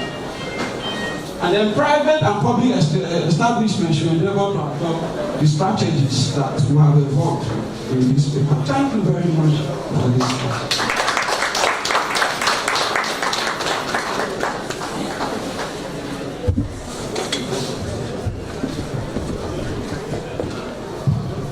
Thank you very much. Dr. Ujene carried us through his paper and discussed different kinds of buildings for tourism, and he also told us the requirements of buildings for tourism, such as sustainability for tourism, resource management, and they should improve the quality of the life of host communities. The quality of experience is also important, and the buildings should be firm, they should be functional, they should be fascinating. Some of the problems he tried to address are those of location, and then matching of design with the natural environment. He used focus group discussion for the study, 2 sessions of about 2 hours, and he has these sites and destinations matrix which can be used in the selection of tourist sites and types, and finally developed a framework for this work. I think we should give a round of applause. This is a very good work. So please, let's get our comments, questions ready as we take the next paper, which is Framework of Site Management Practices in Nigerian Housing Construction Sites.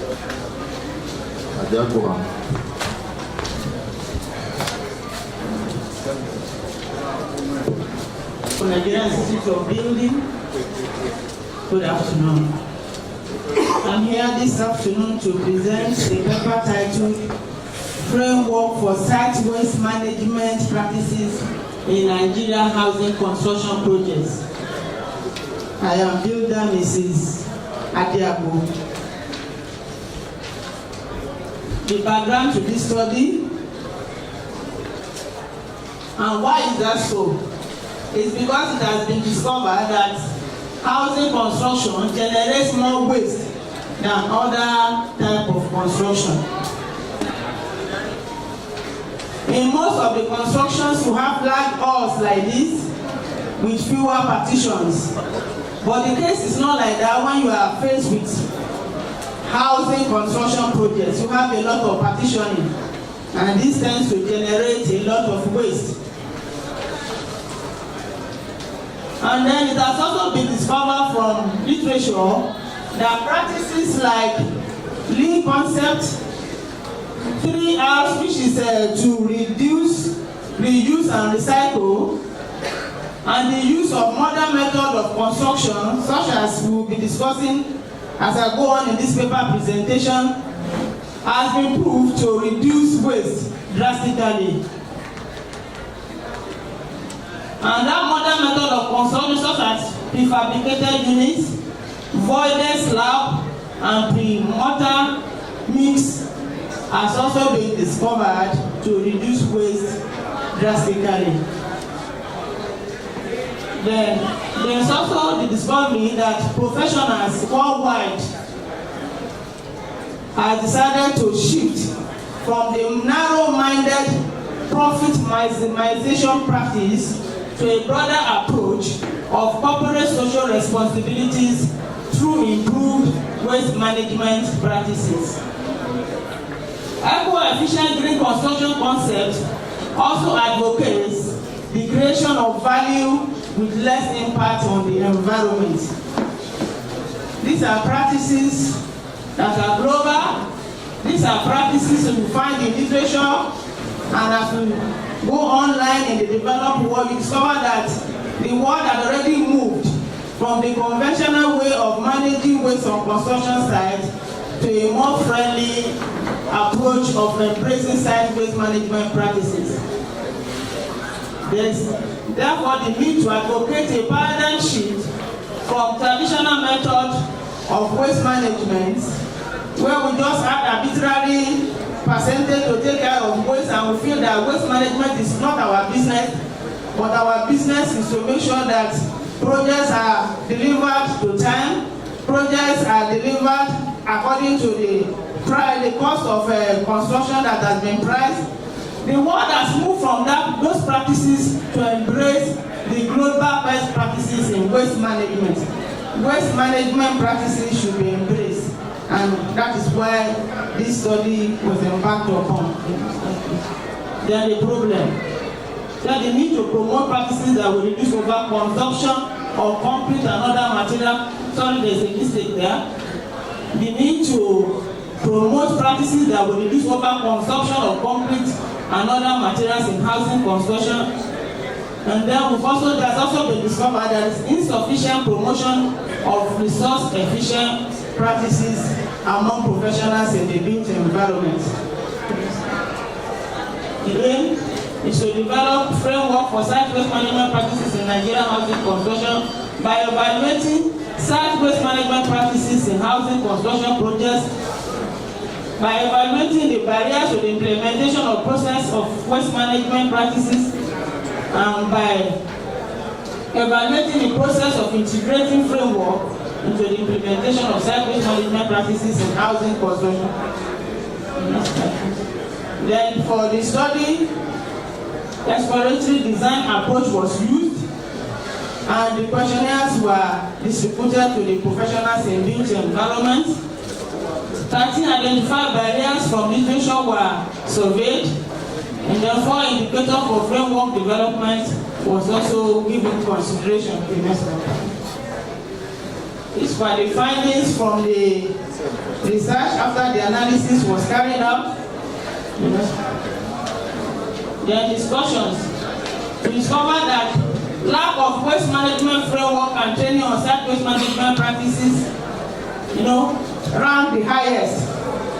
That was the major barrier to the implementation of site waste management practices as discovered from the research carried out. And after the analysis, a proposed framework that will be able to help the professionals who are interested in implementing site waste management practices was designed.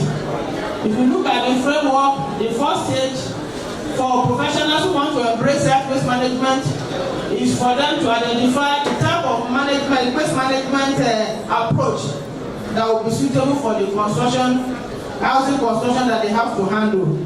And that means the professional must be able to identify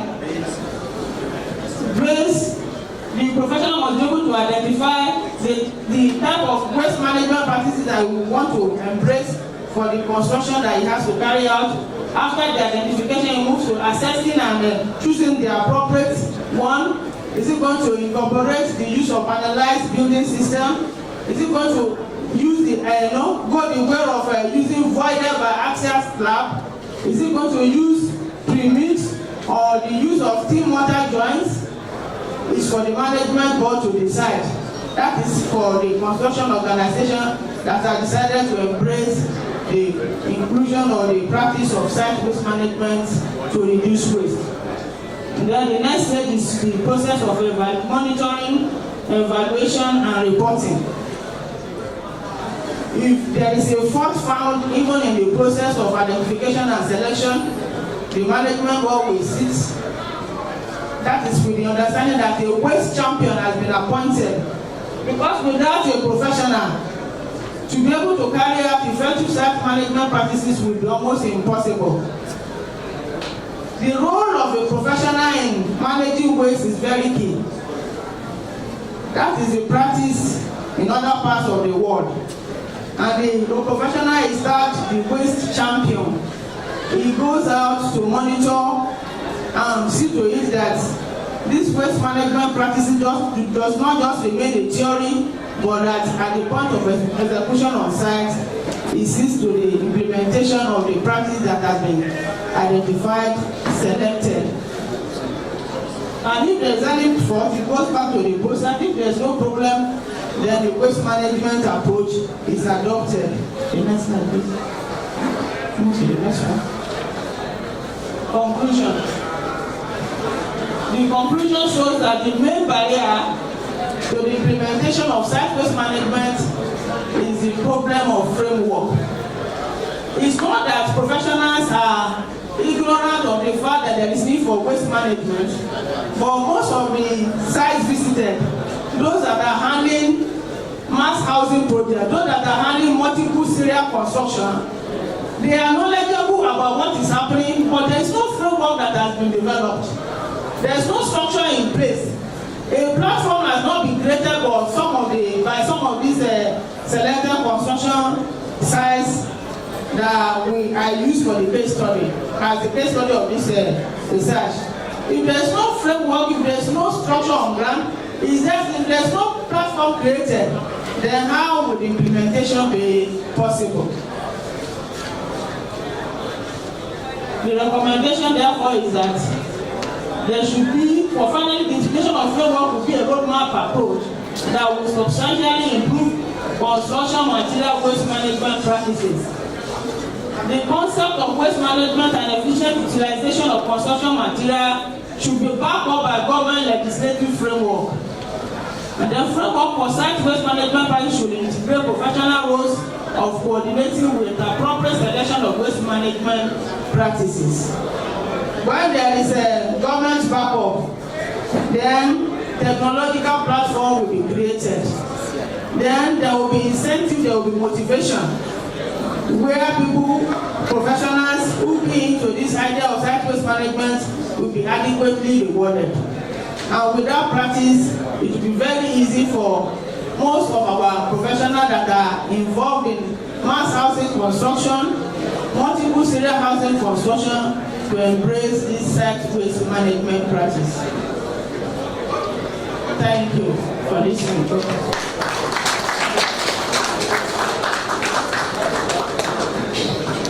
Thank you, Madam, for this paper. And to reduce concrete, in particular material, in housing construction. And I'm happy that the next paper is lean construction. It will somehow be linked with this one. There is also the need to promote eco-efficiency. We have been talking about that one, green building, sustainable building, and so on and so forth. She talked about the methodology, exploratory approach. The only problem I have with this methodology is the opinions of it. This strongly believe, don't believe, is highly subjective. Where you use these things, I think it's always good to provide guidance notes, because strongly believe or strongly agree, they depend on the individual. But if you have guidance notes, strongly believe means this, don't agree means this. Then you are doing the analysis on the same scale with everybody, but Likert point scaling is very subjective.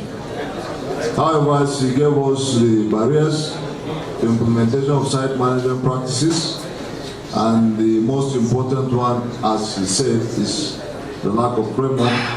And so the work really proposed a framework for site management practices in order to reduce waste. That's a very good attempt, and I think she also some kind of applause, please. The next paper is lean construction, as I said, lean construction process and application, a practice review by our past president, Honorable Bala Kawoje.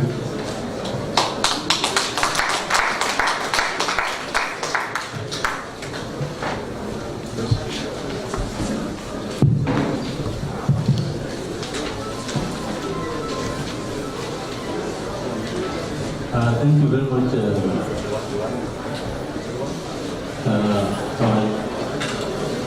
the chairman of this occasion, fellow leaders and fellow members of the Nigerian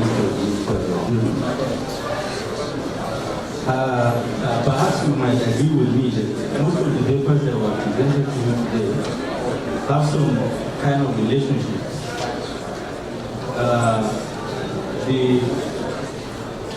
The papers that were presented earlier are basically academic in nature. But my paper is going to talk to you direct about the practical application of lean construction process. Because it has been found that for the past 40 years, the standard of construction in most cases, particularly in Africa, seems to be coming down. And researchers decided that, look, it is important that something new should be done so as to uplift the standard of construction project delivery. And that was why the issue of lean construction process came up. Lean construction is nothing other than to say that when you are producing engine for an aircraft, for example, or when you are manufacturing a car, you know the stages that you have to follow if you are manufacturing a car. You must be very, very articulate and make sure that you have a good plan, and that plan is controlled, and make sure that every step of what you are doing is followed to the letter. There can't be any mistake. So it applies to the research manufacturing companies. If there is any error, that watch will not work. So this is basically applicable to construction industry equally. And that is why I felt that perhaps instead of looking at the issue of attaching the issue of academics to the data, I should just speak to you directly and tell you the stages that we need to do as builders. Because lean construction is actually made to be applied by builders on site. And many of the presenters have been talking about wastages. Lean construction tries to eliminate the problem of wastages on our site. So I will just look at my papers and run through it. I'm not going to read everything. Please go back to the the productivity of the construction industry worldwide has been declining over the past few years. One approach for improving the situation is using the lean construction process. Lean construction results from the application of a new form of production management in construction. So it's basically, there's nothing, we are not reinventing the wheel, but we are adding, something is being added so that the end result will be better than what it used to be some years back. So that's basically what we are talking about when we are referring to the application of lean construction in our construction. Next slide, please. Now, lean construction projects are always easier to manage, safer, and completed sooner, and cost less, and are of better quality. The reason, of course, is that whoever is going to apply lean construction has to follow the rudiments of project management, control, planning and control. And you must be up to it. You will not allow yourself to miss any step. Before any project is commenced, a builder is supposed to have his own plan, how he intends to start this project and complete it. Of course, from excavation down to roofing and other finishing. The builder should plan all this. Now, this plan has to be followed meticulously, because most of our builders on site make a lot of errors. They don't follow their plans meticulously, and some of them don't even plan. They just habitually go into the construction without proper planning. At the end of it, so many wastages along the way, and you find out that instead of the project to cost X amount, it costs X plus a certain amount on top. Why? Because a lot of wastages can occur on site if you are not very careful. So this particular paper is intended to develop methodology for process evaluation and define areas for improvement based on lean construction approach. Next slide, please. When you use lean construction, there are many advantages that can be achieved from it.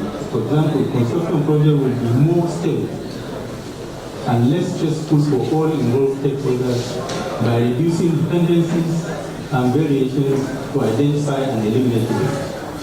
Once you are able to do that, then you are on. You will be able to block all those areas where waste will occur. In my introduction, I said, well, managing construction under Lean is different from typical contemporary practice because it has a clear set of objectives for the delivery process. It's aimed at maximizing performance for the cost of project level. Designs are concurrently done to take care of what is intended to be achieved, and the process to achieve it is already also outlined. You have to also apply, Lean construction applies production control throughout the life cycle of the project. And you all know what production control is here. You take it as a subject, you are a builder before you become registered. In Lean construction, as in much of manufacturing, there is planning and control. I've said it before, and I'm repeating it because it is very, very important. If you don't have planning and control of your project site, you are doomed to fail. And I don't expect builders to do that. Of course, I have defined briefly planning and control. Next slide, please. Lean implementation begins with leadership commitment. The leader must be committed. That means he will treat the process, his plan, like his wife. You know how you treat your wives here. Am I correct? You take good care of them. It's the same thing when you have a plan and you want to apply Lean construction, you treat it as if it is your life. And believe you me, at the end of it, you find out that yes, it's better than you did it, because the results will show clearly that you have saved a lot of cost, and your project is completed in a perfect way, then your client will clap hands for you at the end of it. So Lean ideal is to provide a custom product that exactly fits for the purpose and delivered instantly with no waste to subsequent actions that may be necessary in order for project to pursue that idea. The ability of individuals and organizations to follow this process will vary with position and circumstances. But to the extent possible, the following should be implemented on Lean projects. You must select, on your site, you must select suppliers who are willing to adopt the Lean project. In Lean project, there are no delays. If you say 2 o'clock, it's 2 o'clock there. If you order concrete, you are casting a beam or a slab, you order concrete from suppliers, by 2 o'clock they must be there to deliver your concrete. And you walk ahead into casting the concrete in slab or in beam or whatever. The structure of the project organization to allow money to move in pursuit of the best project level tools. You must not misuse money. You must know where you are going to put money, because your client expects value for what is given to you. So you must be very, very careful the way you spend money. Next slide, please. You must define and align project scope, budget, and schedule. Also, you have to explore adaptation and development of methods. Make design decisions with explicit alternatives against stated criteria. Practice production control in accordance with Lean principles. Build quality and safety in projects. You must have that in your mind, that you are going to build, that project you are going to build is not going to have cracks after 3 months of construction. That project will stand the test of time. So the quality and safety in that project, you must have it in mind as a builder, for you to be able to be successful. You must also implement just in time. Just in time is a management tool that we use. Multiple organizations processes after site demand. Use evaluation and planning on process that transform materials. Use computer modeling to integrate product and process design. Now, use 5S. 5S workshops, they are enumerated here, and they show you clearly the steps that you have to follow in order to achieve Lean construction process. You have to also apply value stream marketing. some of these things were spoken to us, the speakers, particularly those who spoke in the morning, they told us about the BIM. These are all interrelated. And that's why what the Professor Bala spoke about, changing our curriculum, putting some of this in our curriculum is very important, because we as Institute of Building will not be able to actually get these things through to our members. But if it is in the curriculum and you are taught how to use ICT, you know, to sort of develop building information modeling and the rest of them, then you will understand what we are talking very clearly, and you will become a better builder. Construction waste. Many of us spoke about the issue of construction waste. This is to tell you how it is important for you to make sure that you don't waste materials in your construction site. So what do you do? Construction waste, construction management suffers many problems, and majority is practical, which need to be solved for better understood. As a result, the construction industry is overwhelmed by delay and often suffered cost and time overrun.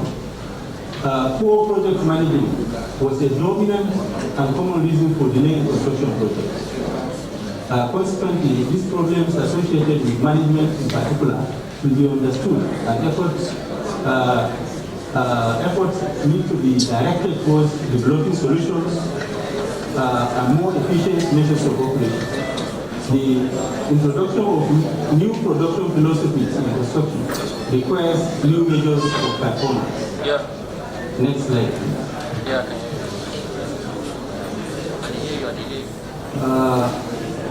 Well, I'm still going to explain to you about what some of the researchers who have come up with practical solutions in this in lean construction, like Alacon.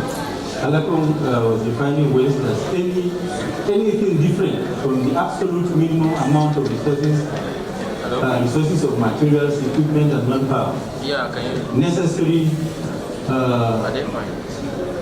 add value to the product. Anything that cannot add value to what you are doing is a waste. So don't use it. Make sure that you find out that thing that will not add value and discard it. Use only those things that will add value to what you are doing. In general, any losses produced by activities that generate direct or indirect costs but do not add value to the product, from the point of view of the client, can be called a waste.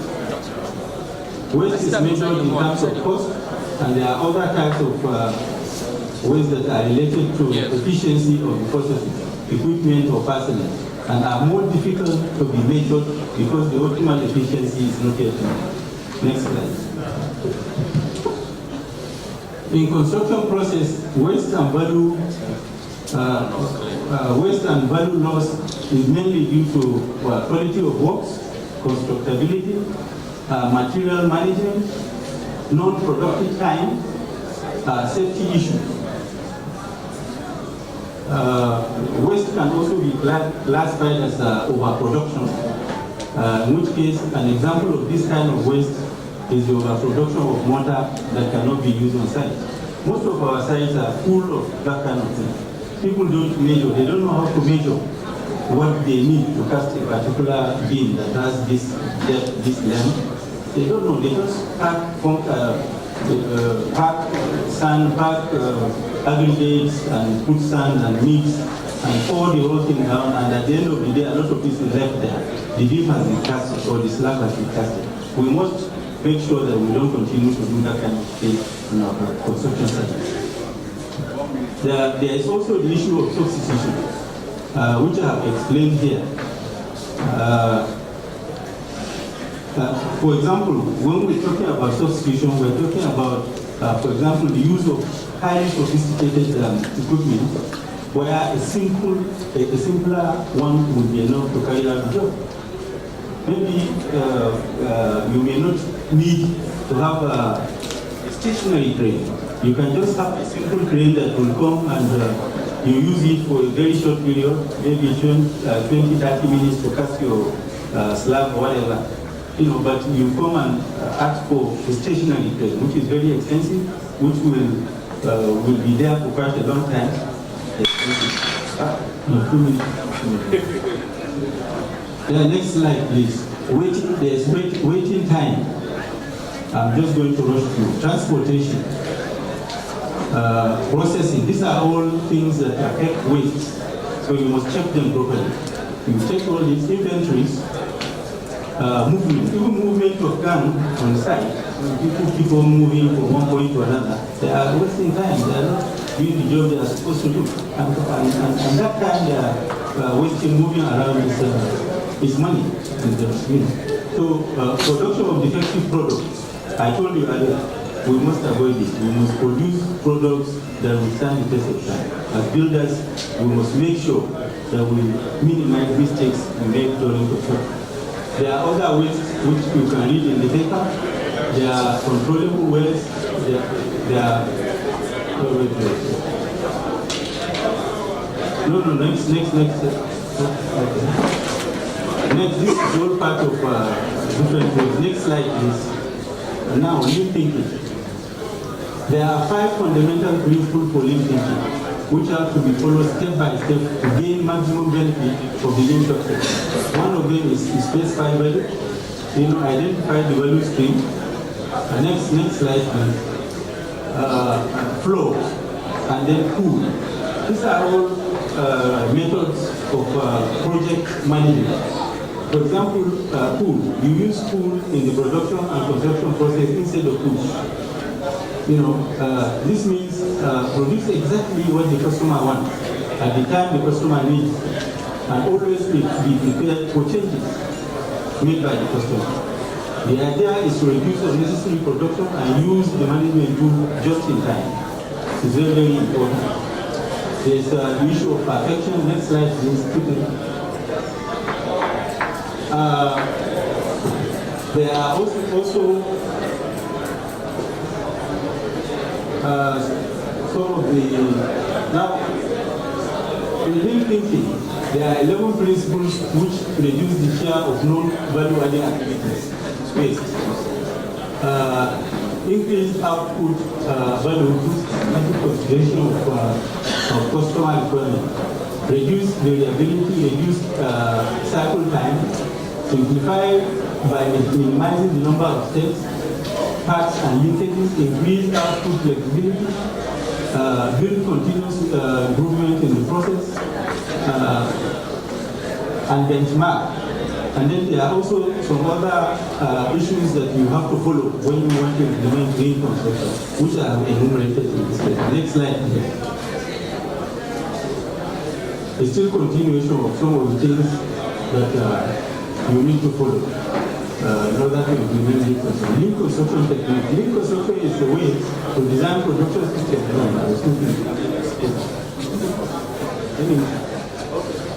Lean construction is the way to design production systems to minimize waste of material, time, and effort in order to create maximum cost value. Lean construction is using the same lean production to reduce waste and increase the productivity and effectiveness in construction work. Most of the things that you need to do in the lean construction, for example, lean construction is composed of the following techniques. Concurrent engineering, you read through in the paper. Next slide. Last liner system. Last liner system is nothing too far away from the CPM that you are using. It's just that you use it also to plan your things properly.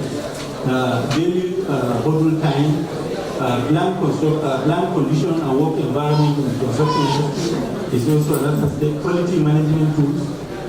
Next slide, please. The pattern of project management in lean construction is as follows: determine client requirements and design to meet them, align design quality, schedule, and budget limits to manage the project by breaking it into pieces.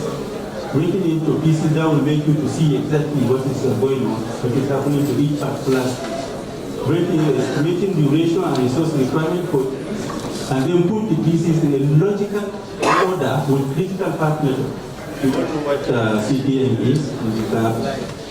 So assign, these are the other project management tools you need to use. Next slide.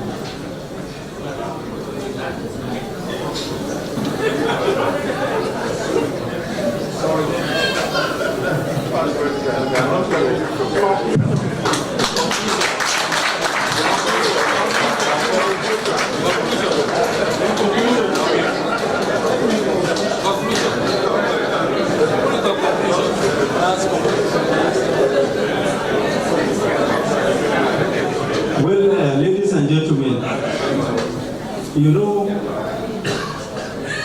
when you are talking in terms of practical application of issues, you have to take your time to give the details.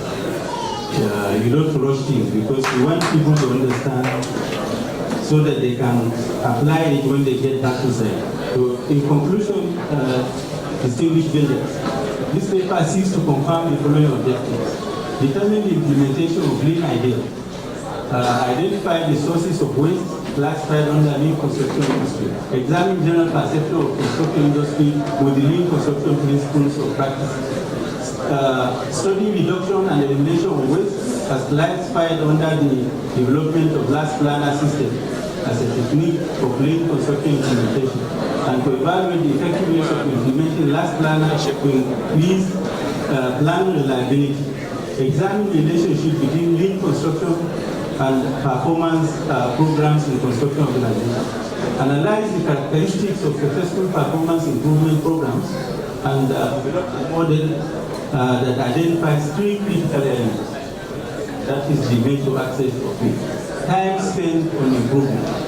You must check this as you are doing, applying lean in your construction site. Improvement skills and mechanisms, and improvement perspective and goals. At the end of it, you will see clearly that lean construction has brought a new concept for you to deliver projects that are safer and better, and clients will clap for you. Thank you very much.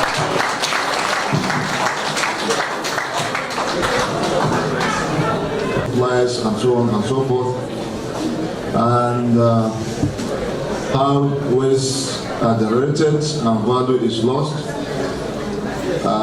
We discussed lean construction techniques such as concurrent engineering, last planner, etc., pattern of project management, lean construction, about 8 steps, and the conclusions. Let me just mention that this is one of the papers. This meeting, as for several years, accused the Research and Development Committee of being biased towards research papers. We've never been biased. But you see, we said bring the practical papers. Let's see if they are worth presentation to our audience. This is the first time. Yes, and I'll start. So this is the first time that we have a practical paper, and I must say this is a very interesting one from somebody in practice and the caliber of the person. So it deserves an applause from us.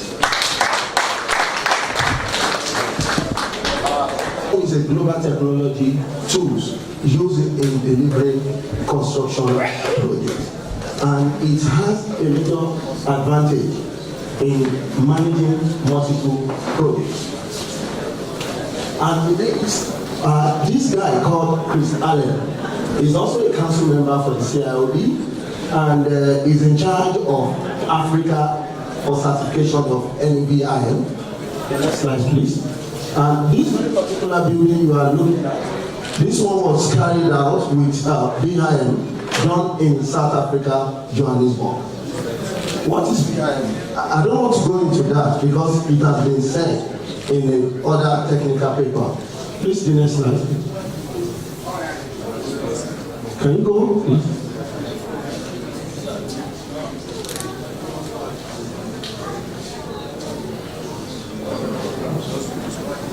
So, this is telling you that 3D design is incorporated into the BIM. This is a kind of tool that incorporates different kinds and several types of tool working tool system that can incorporate it in it, whereby the user, the client, and the building team can have the same information at a go. Keep going.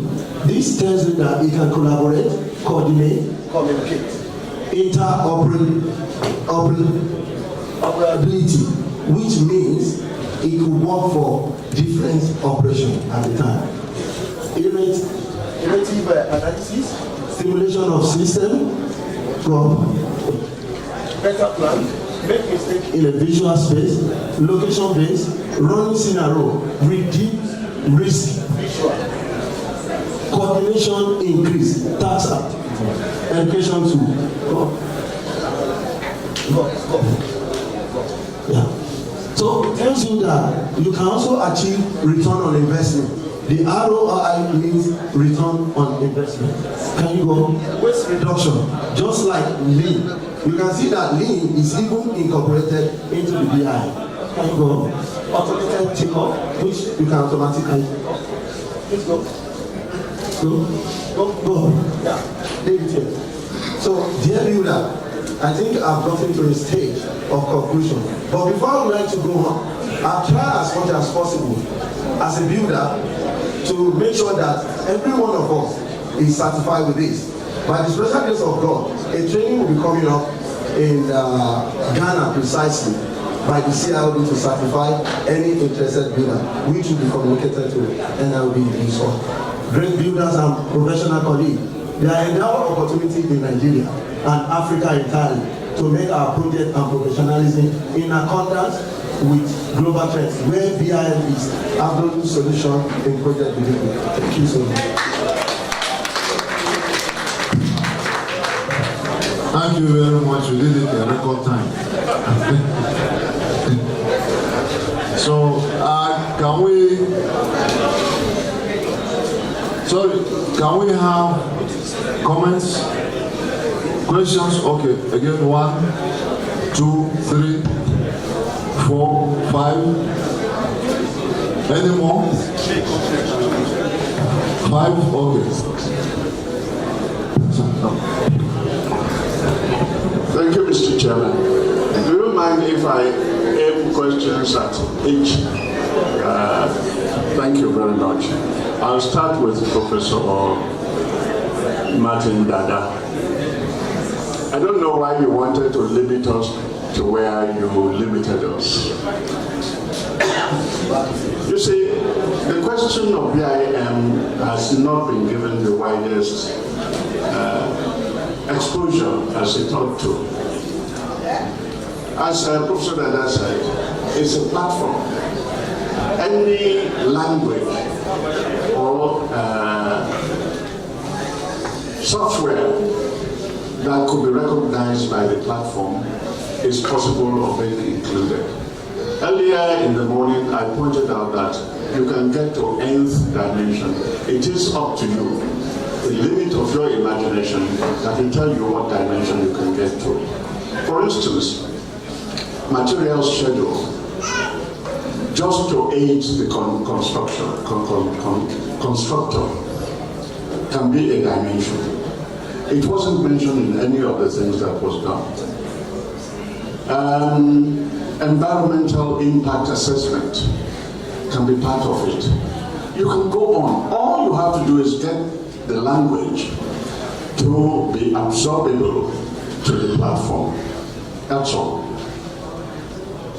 Thank you very much, Professor, for actually elucidating the fact that you can go to as many dimensions as possible. Now people talk about nth dimension. Every project dictates what dimension it will go to, depending on the amount of visual and intellectual extension of those who are participating, whether they're engineers, builders, architects, or whatever they are. The gentleman who talked about tourism,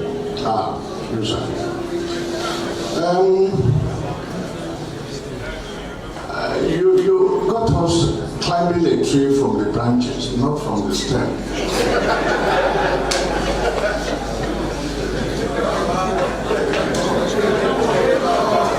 Please, I'm not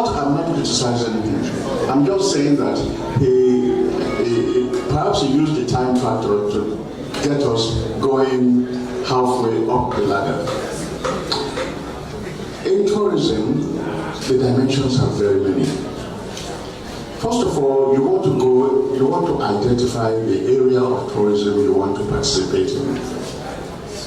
It could be tourism for divers and snorkelers, seaside work. It could be for skiers, snow skiers. Now, the approach to your development of the project for snow skiing will be different from the one for the seaside snorkelers. For instance, in the seaside snorkelers, you may not need buildings at all. You ask those who are coming for tourism to bring their own tents. They prefer that. Why? Because during the daytime, the atmosphere could be very, very humid. They need not inclusion. Unless you want to go out of sustainability, environmental sustainability, and start using artificial ventilation. That is not acceptable. If you're up in the snow, it's always very cold. So you will need a heating system. And you will need an environment that is different. And you build for that environment. Not for just anything. But you can also go as far, and it has been done in Alaska, for instance, of having no buildings at all. You live as the Eskimos do. Can you see the ramification of these things I'm saying? This horizon is so wide. And unless you want to narrow the horizon, and if you are going to narrow the horizon, you should have told us in your paper. You didn't.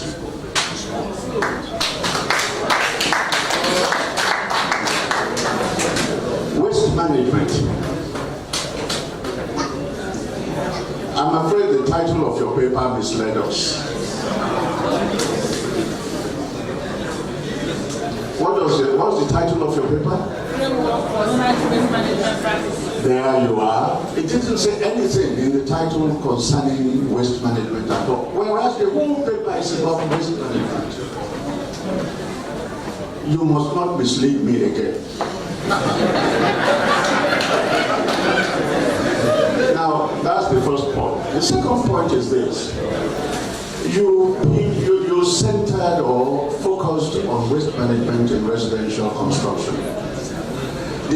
Was there a baseline study that says that waste in residential construction is more than any other construction?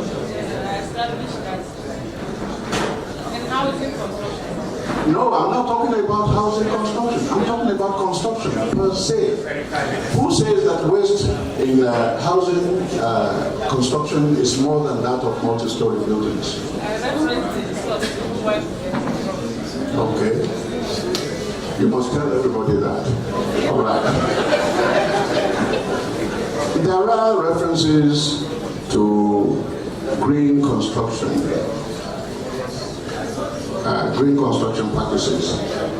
At what level are you identifying green construction practices related to waste management? Is it at the on-site level or at the municipal level? You'll answer that. Okay. Lean construction. Ina abokina. Ya yi gudu ba? Ba yi gudu ba?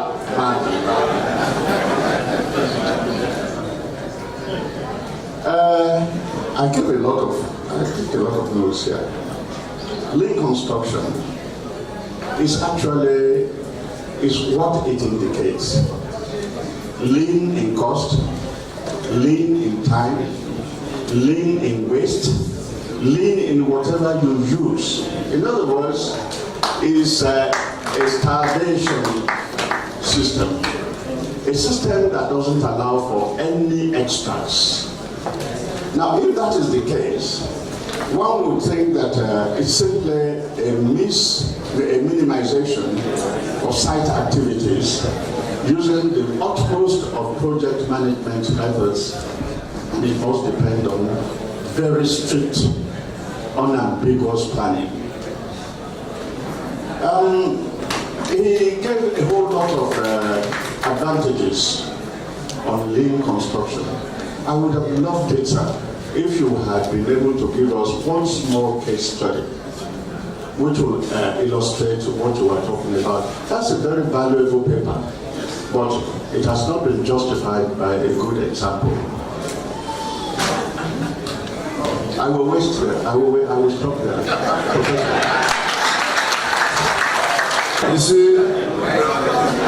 You see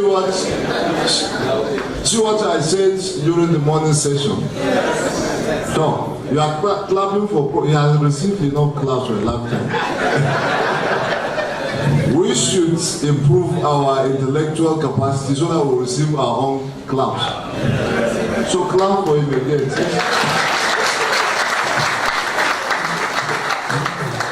Yes, number 2, President. Yes, from the paper presented on link construction and waste management, there should be a correlation with value engineering. That has to be established. For those of us who are students of value engineering in those days, that is avoiding areas of waste from design. Then, when we also talk of waste,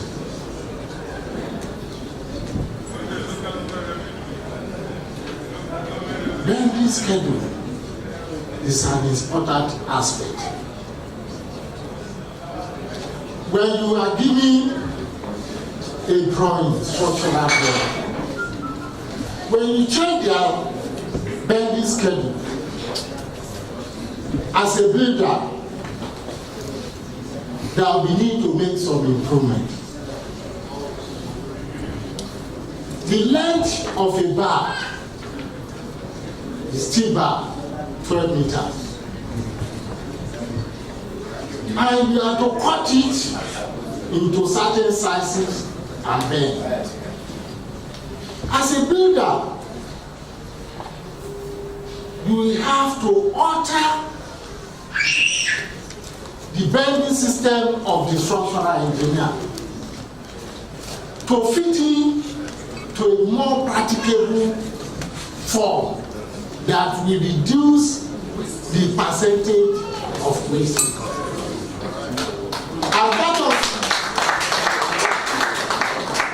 And that was what I'll be able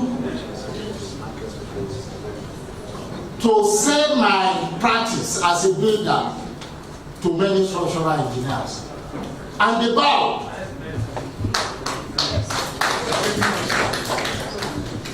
It is a training that is important for builders to undergo. How to reduce number of awkward bars on your site. For timbers and reinforcement bars. If you look up also, you look at this ceiling material, look at how the wasted material. I remember in those days, because we have some background in architecture, while designing for room spaces, in those days, you remember that you have 1.2 meters by 1.2 meters, or let's say 4 feet by 4 feet, this Nigerian ceiling something. So when you are calculating the size of your room, so that you will not be having cut off so many offcuts on your side, you take that into consideration. So as a builder, you marry theory with practice, and you help to save costs by minimizing waste. Thank you very much. Yes. No, you are number 4. I am Builder Abdulhamid Jelilat from Lagos State Building Control Agency. Sir, I'm looking, when I was on the journey, I was looking at what we have on the road. And I observed, especially with jaws, Now what we call tourism is like a waste. The buildings that we have over there they are wasting resources and materials. I look at what you have on the road and I said to myself here, if NIOB cannot add to the value of what we have, buildings we have in Jos and here in Bauchi, that means what I'm saying is we need to have the value of what we have, especially with this conference that we have. I believe we can write to the government, I mean, as a case study, Jos and Bauchi, what we really want in a building, and when we are talking about buildings with considering tourism, that what the merits, the qualities, what they are supposed to have on ground, number one. Then number two, talking about safety and quality. I believe we also need to have like a memorandum to the government, what we really want. We are talking about building collapse, we have NIOB, we have coupon, we have things that are going on. From what is also said, he said, since maybe 40 years, we have been having reduction in quality of buildings that we are having. What are we doing? We have builders. You cannot sit down and be looking at the reduction in quality of buildings in our country. Thank you, sir. Number 4. Number 4. 5. Number 4. Oh, you are number 4. My name is Yuda Godfrey from Lagos State chapter. Okay, firstly, I wanted to ask you, sir, you know, you raised the point about the place we were at yesterday, the Yankari Games Reserve, the hall which we used. You made mention about you know, being inadequate for what we were there for. And having gone through the matrix which you have outlined to, you know, to be used as a criteria for both design and construction of such business, I've tried to identify one or two of those areas that particular structure we used didn't meet, but I've not been able to identify from the matrix. So perhaps we could, you know, identify one. And then secondly, sir, my past president, you spoke about lean construction. And being in private practice, I was very happy when I learned that you were going to take this topic. Also being that so you have told us that he's you know, he has some experience in mass construction. So, but I actually wasn't really happy that there wasn't any practical experience that I would have learned from as somebody who is in private practice, and I would really look forward to, you know, seeing those experiences you had while in the course of practice.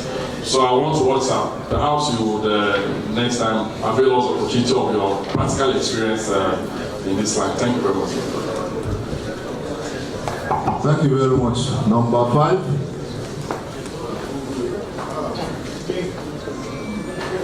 Standing on the existing protocol. I remember I almost Kelechi Okechukwu from Imo State chapter. My question goes to on lean construction. So I was pointing out about construction waste, but I was waiting and patiently to hear something which I think omitted. In a bid for construction waste, he did not throw any light on the best way to control the construction waste and the best approach to manage the waste. That's point number 1. Then number 2, if anything happens to be lean, I think a good approach should be introduced in a way that quality control will not be jeopardized. So I would like him to throw more light. Thank you very much. Thank you very much. So I think, my fellows, my chairman, I want to react briefly to what Prof said, that because of time, I tried to climb the tree from the branches, not the stem.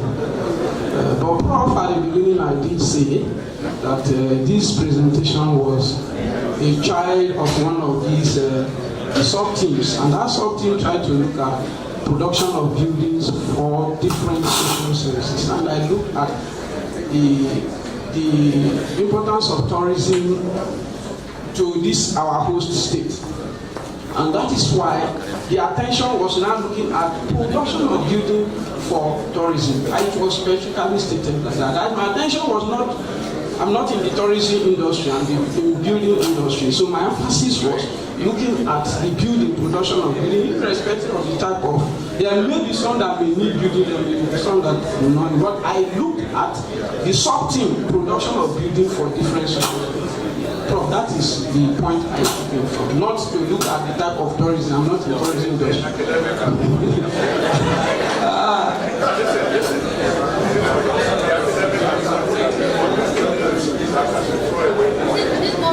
But what I've noted what you've said, but I'm only trying to say the point from which I look at you. Now, the second question tried to ask me that I should identify the criteria that the example I cited did not meet. I just want to cite 3 of them here. I just hope the person who asked the question has the paper on page 89. Now, one of them is that such building that you must select must promote cultural preservation. And I don't know how much that building has promoted cultural preservation. 2, it must provide for visitor satisfaction. Anyway, you may be satisfied. I was not. Maybe you were in the hall. Those of us outside, I was not satisfied.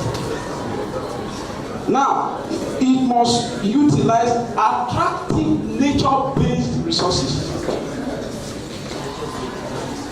Attractive nature-based resources. And I don't know how much of the nature-based resources were utilized. But thank you very much.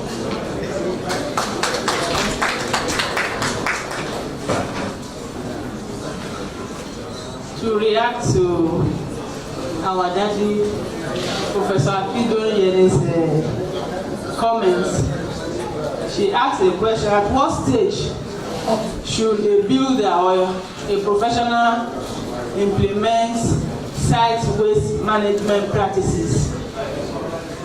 And for the purpose of this paper, I focused on selected housing construction sites, most especially those that are handling multiple serial construction, where you have opportunity for them to create a platform for the use of practices like the incorporation of biaxial voided slab, panelized building, just like our Vice President observed, that we have a lot of wastage, and it has also been established that in housing construction, from past researchers, generate a lot of wastage because of the need to create a lot of wall partitioning.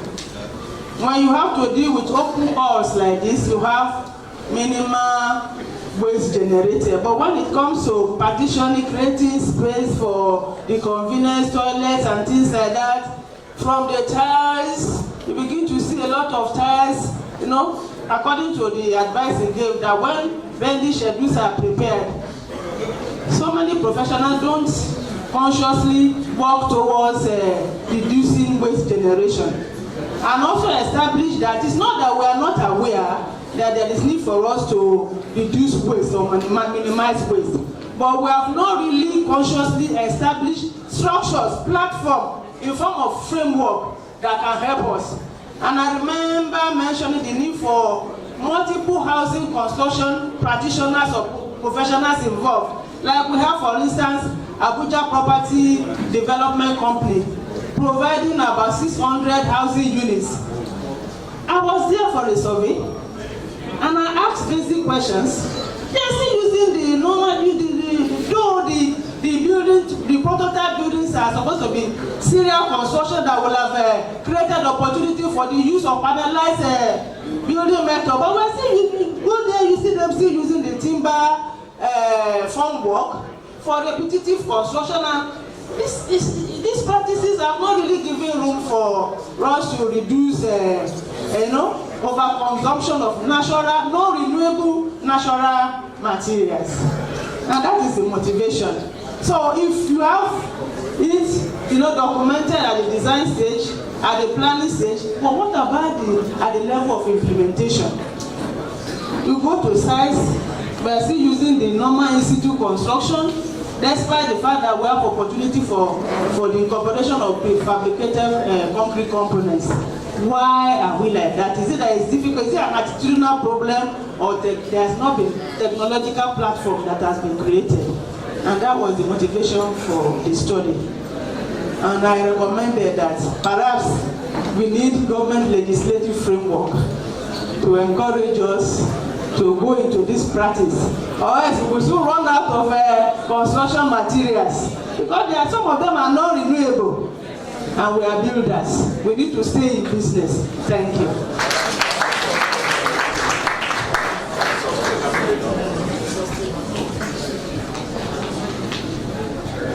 I have the permission of the chairman, please, to comment on something, so that we want to be sure we got our builder Ubuntu correctly, and I want to be sure I got it correctly. But this is my comment. When he was making reference to the building schedule, when the structural engineer gives a building schedule, you will have your bar diameter, the bar size, then we give you the length, and then the shape. Now, as a builder, you go beyond that. I was discussing with the chairman whether is this saying that if your cut length is 3.1, you can now cut it to 3 meters and reduce your anchorage or your bend. But what a builder does is that no structural engineer, no bending schedule will tell you that the length of the reinforcement is 12 meters. In town, maybe 11.75. But if you say you are cutting it to 3 meters, and obviously there will be a waste. A builder can go beyond that bending schedule and develop his own bending schedule, in that there's a section in your own bending schedule that have got 3 meters from this bending schedule. So I'm left with 2.75 meters. You cannot have a section for remarks, so that your iron bender doesn't waste your reinforcement. You can look at other parts of the bending schedule. Where are we having materials, length of 2 point something?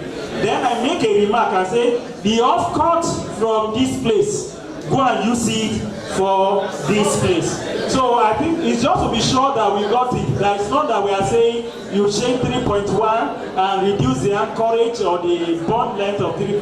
Thank you very much.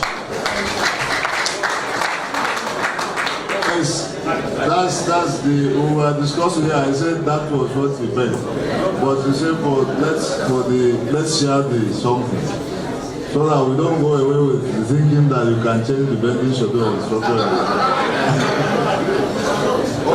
Lastly, yes. Thank you very much, Chairman. No, let me stand up. First of all, I want to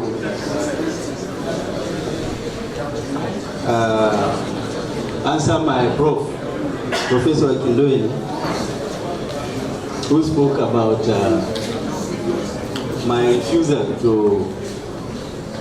have a specific project where lean construction is applied. I deliberately did that. The reason, of course, is whatever you want to do it the way you can carry the audience you are talking to along with you. Lean construction, I believe, I don't know, maybe many of you here have been reading about it, I don't know. But the fact of the matter is that this is the first time that we got the opportunity to present a practical application of an issue. And lean construction is relatively, not in many sites they use it in Nigeria. I know when I was on site in Julius Berger, we've done a number of projects, including the International Conference Center, where we applied lean construction principles. But I deliberately, because of the time, they said 20 minutes, 15 minutes, there is no way I can tell people about the details about lean construction, and again be able to explain to you the practicality of its application on a full project, for example, like the conference center, if that is not a paper on its own. So I because this is the first opportunity, I decided that first, let's discuss it, let us know it, so that when you go back home, you can read more about it. Another opportunity, I will now take a case study and speak to you about it in details. I will not go into the literature. I will go directly into the application. That is the main reason why I didn't bring that up, because I cannot thoroughly cover it in 20 minutes. And I don't like doing the haphazard secondly, somebody spoke about value engineering. You know, as a consultant, I'm a building consultant. So I know a lot about value engineering. We've been helping people to reduce cost using value engineering. We look at the designs and some of them we say, well, look, why do you have so many columns all over the place of this size? It's not necessary. Why not do it this way? You cut the volume of concrete you will use, even including in some cases, some people over-design. So we try to look at all these things, beams like slabs, thicknesses of slabs and whatever. Some people over-design. They don't follow the calculations exactly. If calculation says, okay, you have to have a beam of 1.2 meters deep, so somebody will increase it to 1.3, because most designers, I'm sorry to say, are not very sure of themselves, because sometimes analysis of structural analysis. I did construction technology, and one of the areas that I specialize in is analysis. So I know how to analyze very well. So I know many other people cannot analyze structurally properly. So they estimate. In fact, most of the designs you get in Abuja by consultants, they are estimates. They are not proper design. You ask them for design, few of them present the design details. So through that, you can now apply value engineering to bring down the cost, looking at many aspects of the construction, of the structural design that's provided. And even in some cases, some of the aesthetics, some of the architects will provide are necessary. So you remove them, and so that you cut, you have some cost-saving measures to bring down the cost. So value of engineering, I didn't want to go into it, but indirectly, there is value engineering in lean construction, application. For example, when I was speaking to you, I told you when you are plastering a slab, when you are plastering a slab, you know how much concrete that drops. I told you about it when I was making my and I also told you a number of other areas where you waste, a lot of things are wasted. Somebody was asking about how do we manage the waste? Well, what you do is as a project manager, which I know you mostly haven't been a project manager before on the site. When you finish and you are, for example, plastering a slab or a column, and material drop there, what do you do with the material? Do you leave it there? Where do you take it to? I'm asking you. So it's simple. You pack it, the people will pack the waste and throw it away. When the log piles up, you now load it on a tipper and take it to waste down. That's how it is done. But I don't have to go into telling you all these minor things which you expect.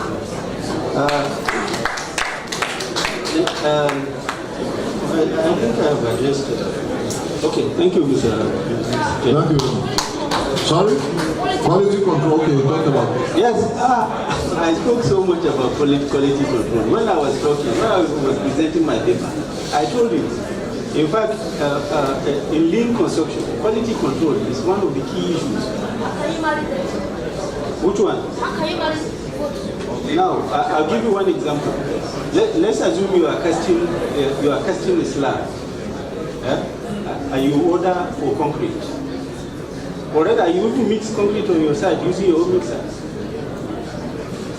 You have to mix that concrete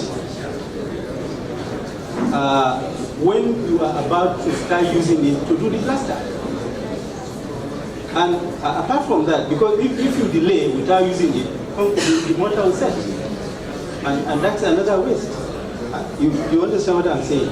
You know, so the same thing it is, if you do not measure the quantity of materials you want to use in any particular activity. For example, if you are casting concrete or you are doing plastering, if you don't measure the quantity of material that you need, that you will have little or no waste after you have casted your beam or slab or whatever. Yeah? And you don't do it in good time. Once you don't do it in good time, you have already compromised quality. I think you know what I mean. So when you do it also, you don't have a proper shot rate, you are also about to compromise quality because all the water in your concrete will drip out. Yeah? Will drip out, and at the end of the day, you are left with the problem of curing severely. So, you know, there are minor issues that you just need to take care of, but I did talk about quality. You know, and builders, next opportunity, I will give you the real detailed application of lean concrete in practice.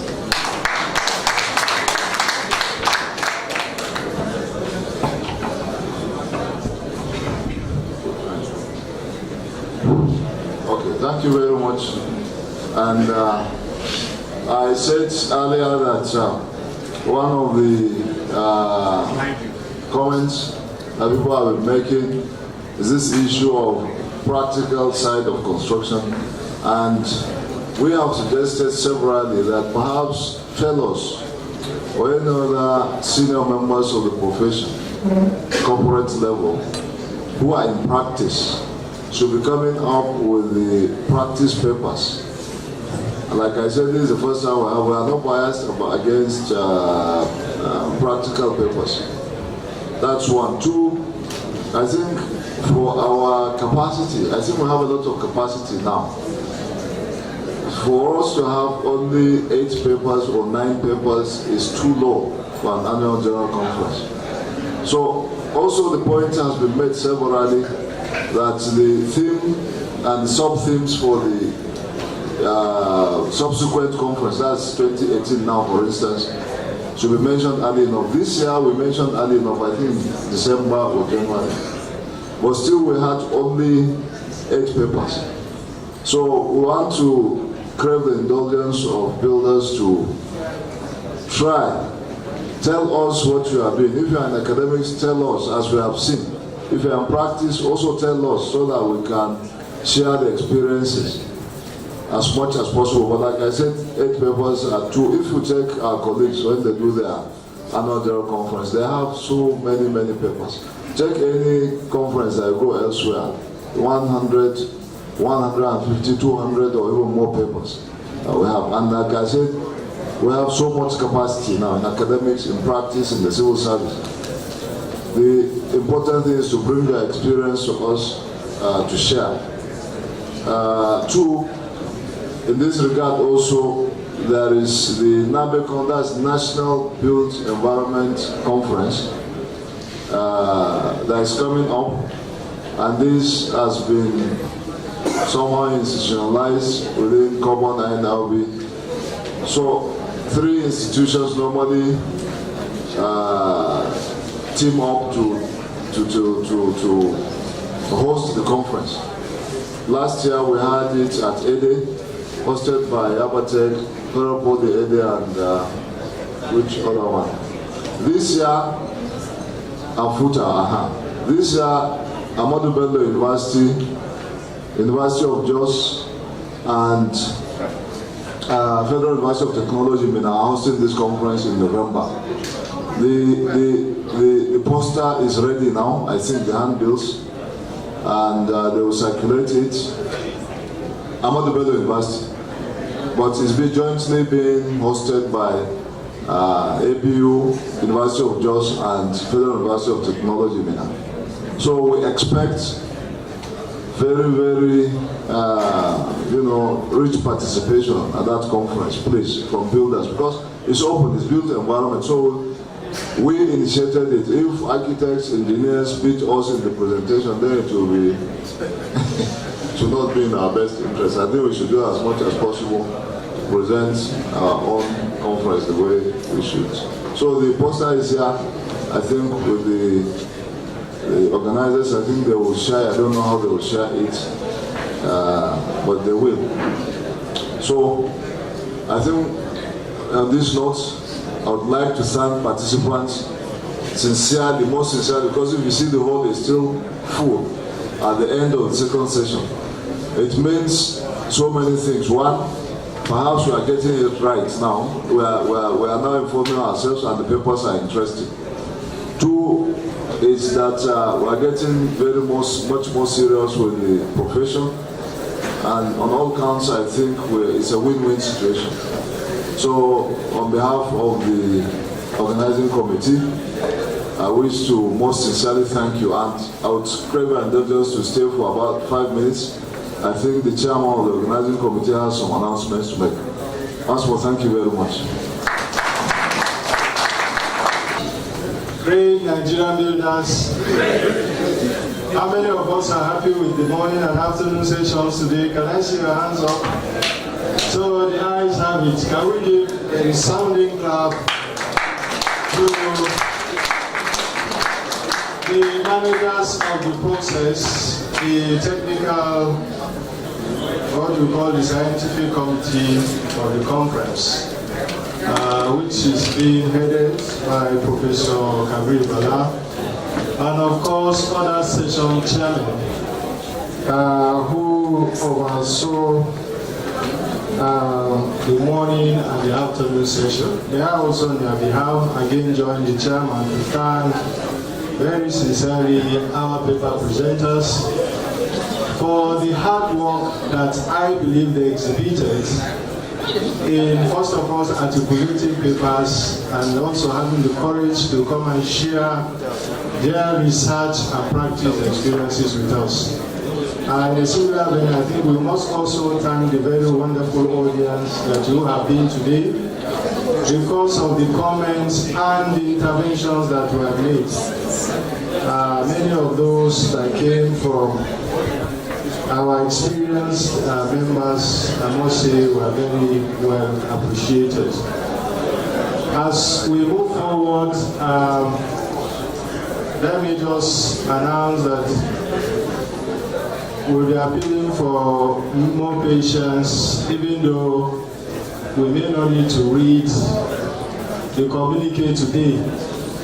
But I will encourage us to immediately after the close of these sessions, just have a few minutes of the sectoral interactions so that the team leaders can give us the actionable points from the sector by sector interactions so that maybe we'll read the communique tomorrow at the AGM. Just to save time. I'm talking here about specifically builders in academia, builders in public sector, and builders in private sector. I am also being advised to announce that the NABICOM, the three institutions that are co-hosting, will please also wait behind briefly. Just very briefly to compare notes, Prof has informed us that the conference flyers are available. And in fact, I've seen some posters that have already been mounted. And I'm hoping that members will take advantage of the opportunities to present papers and also to attend. So on this wonderful note, will, on behalf of the organizing committee, thank you very sincerely for the patience. The hall is still filled up. We thank the media team. We have our screens outside.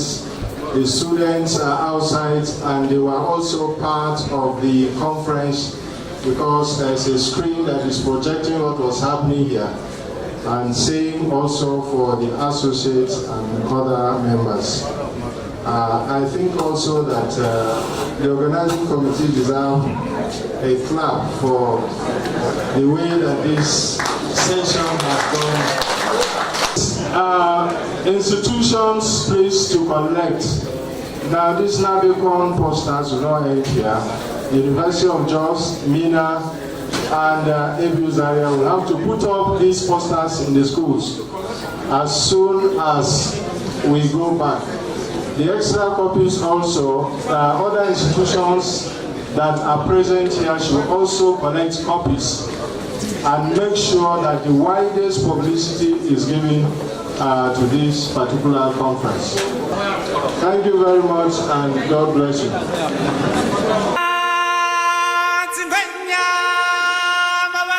Baba,